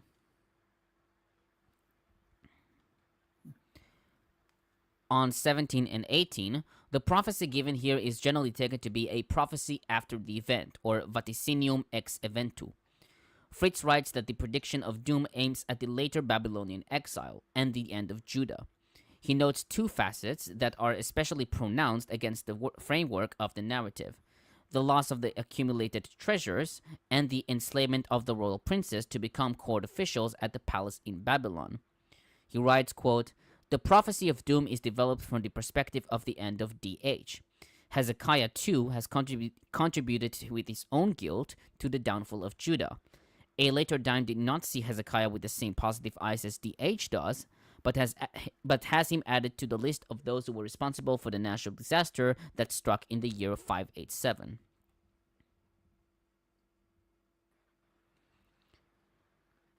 On verse 19, Hens-Piazza writes that Hezekiah's response to the prophet is curious. Quote, "Whether naive or foolish, the king takes comfort in the prophet's word. It seems that Hezekiah is willing to exchange whatever it takes to acquire peace and security in his time. However, his willingness to engage Babylon indicates his utter lack of understanding regarding the long-term cost of this new courtship." End quote. Sweeney writes that Hezekiah's question suggests doubt, but the corresponding statement in Isaiah 39:8, quote, "For there will be peace and truth in my days," end quote, removes any hint of doubt by Hezekiah as part of an effort to idealize him in the Isaiah narrative. Perhaps this is the reason why the question is omitted from the Septuagint and Peshitta.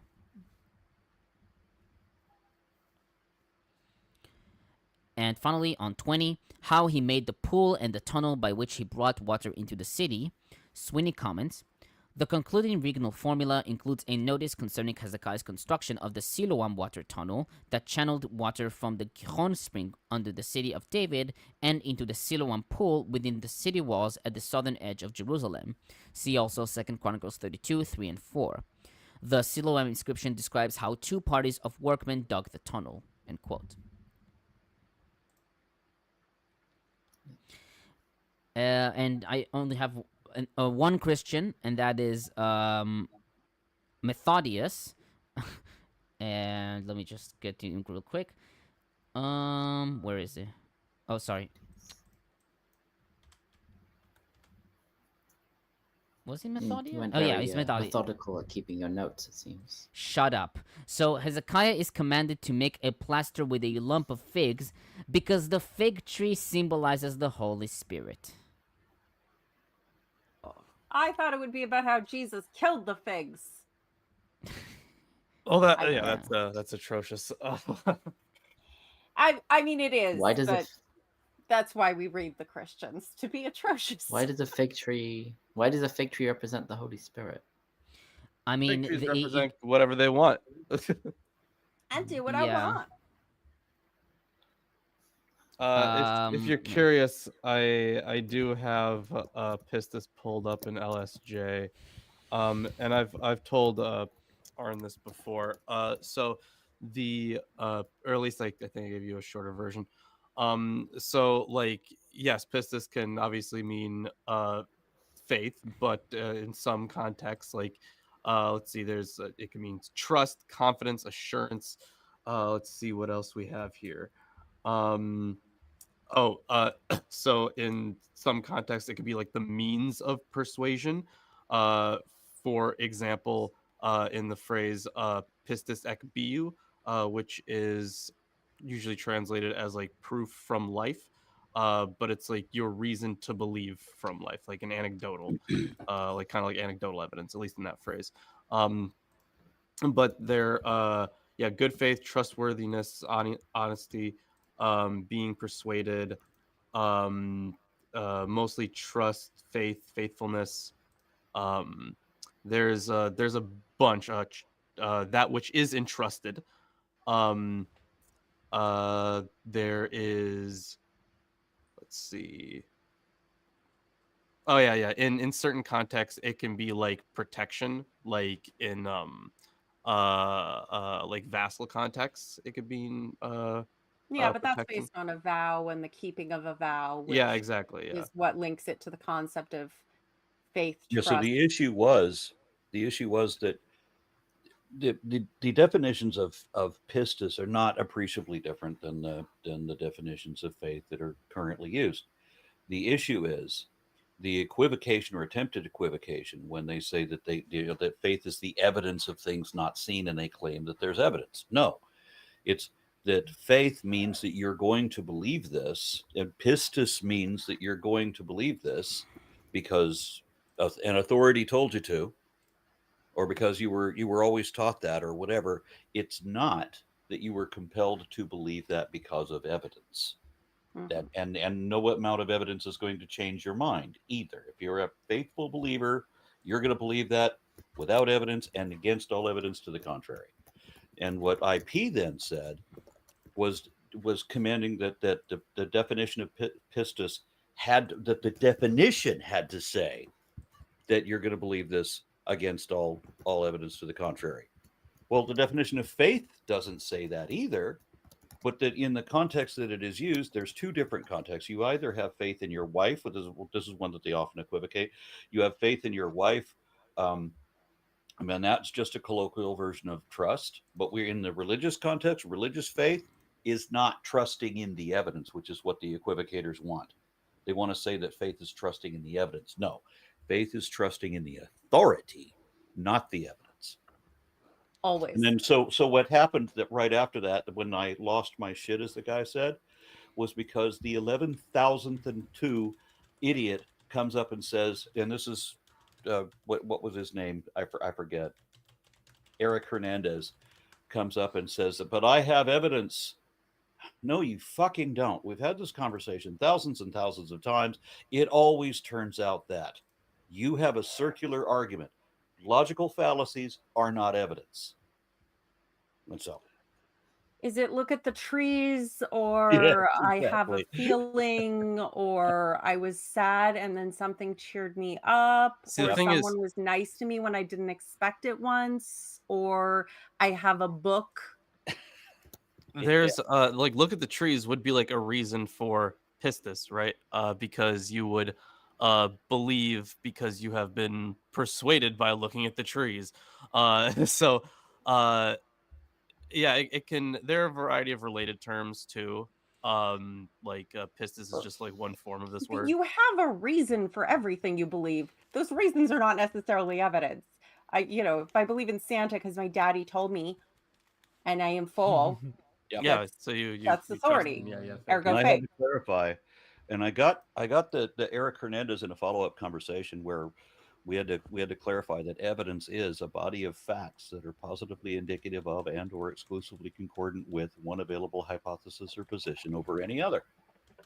And when he then tried to tell me that he had subjective evidence, and so that I had to change my understanding to admit that he has subjective evidence. But I'm like, subjective evidence is only evidence to you. By definition, it's not evidence to me. Oh, yeah. Even if revelation were possible and not complete bullshit that is indistinguishable from lies, mental delusions, hysteria, and various other problems or hallucinogens that we are all perfectly well aware of and can prove have actually happened in the past. Even logically speaking, as Thomas Paine, it was Thomas Paine said, by definition, revelation, if it is evidence only to the person who receives it. It is hearsay to everyone after. And today, the ones they tell it is hearsay upon hearsay. A double hearsay is not something to place your faith in, particularly not on something which is apparently quite important, such as the fate of your eternal soul. If someone tells me that someone else told them that Donald Trump stunk in court, I'm probably going to buy it because that sounds very plausible. But I'm not risking my life over that.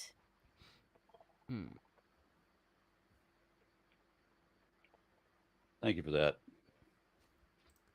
Oh, there's also a verbal form, which would be much closer to religious faith, it seems. When we're talking about to be entrusted or believed, faithful. Man, this is such small font because it's LSJ. LSJ is like 3,000 pages, and it's all very small font. Zoom. Get you a monocle? Enhance. I might need a monocle. Ooh, now I have an excuse to wear a monocle. You do. Oh yeah. So monocle like on one eye patch on the other. I love it. I love it so much. Yeah, like things you can rely upon, except it's in the context of when you no longer have hope. So take that with however Perverse you will. curiosity and contrarianism. Next question.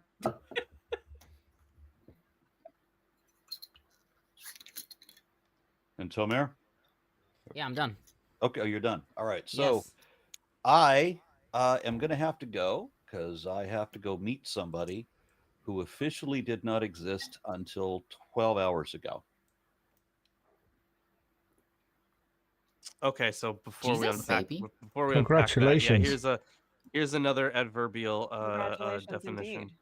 Yes, my daughter. Oh, I see a child. Okay.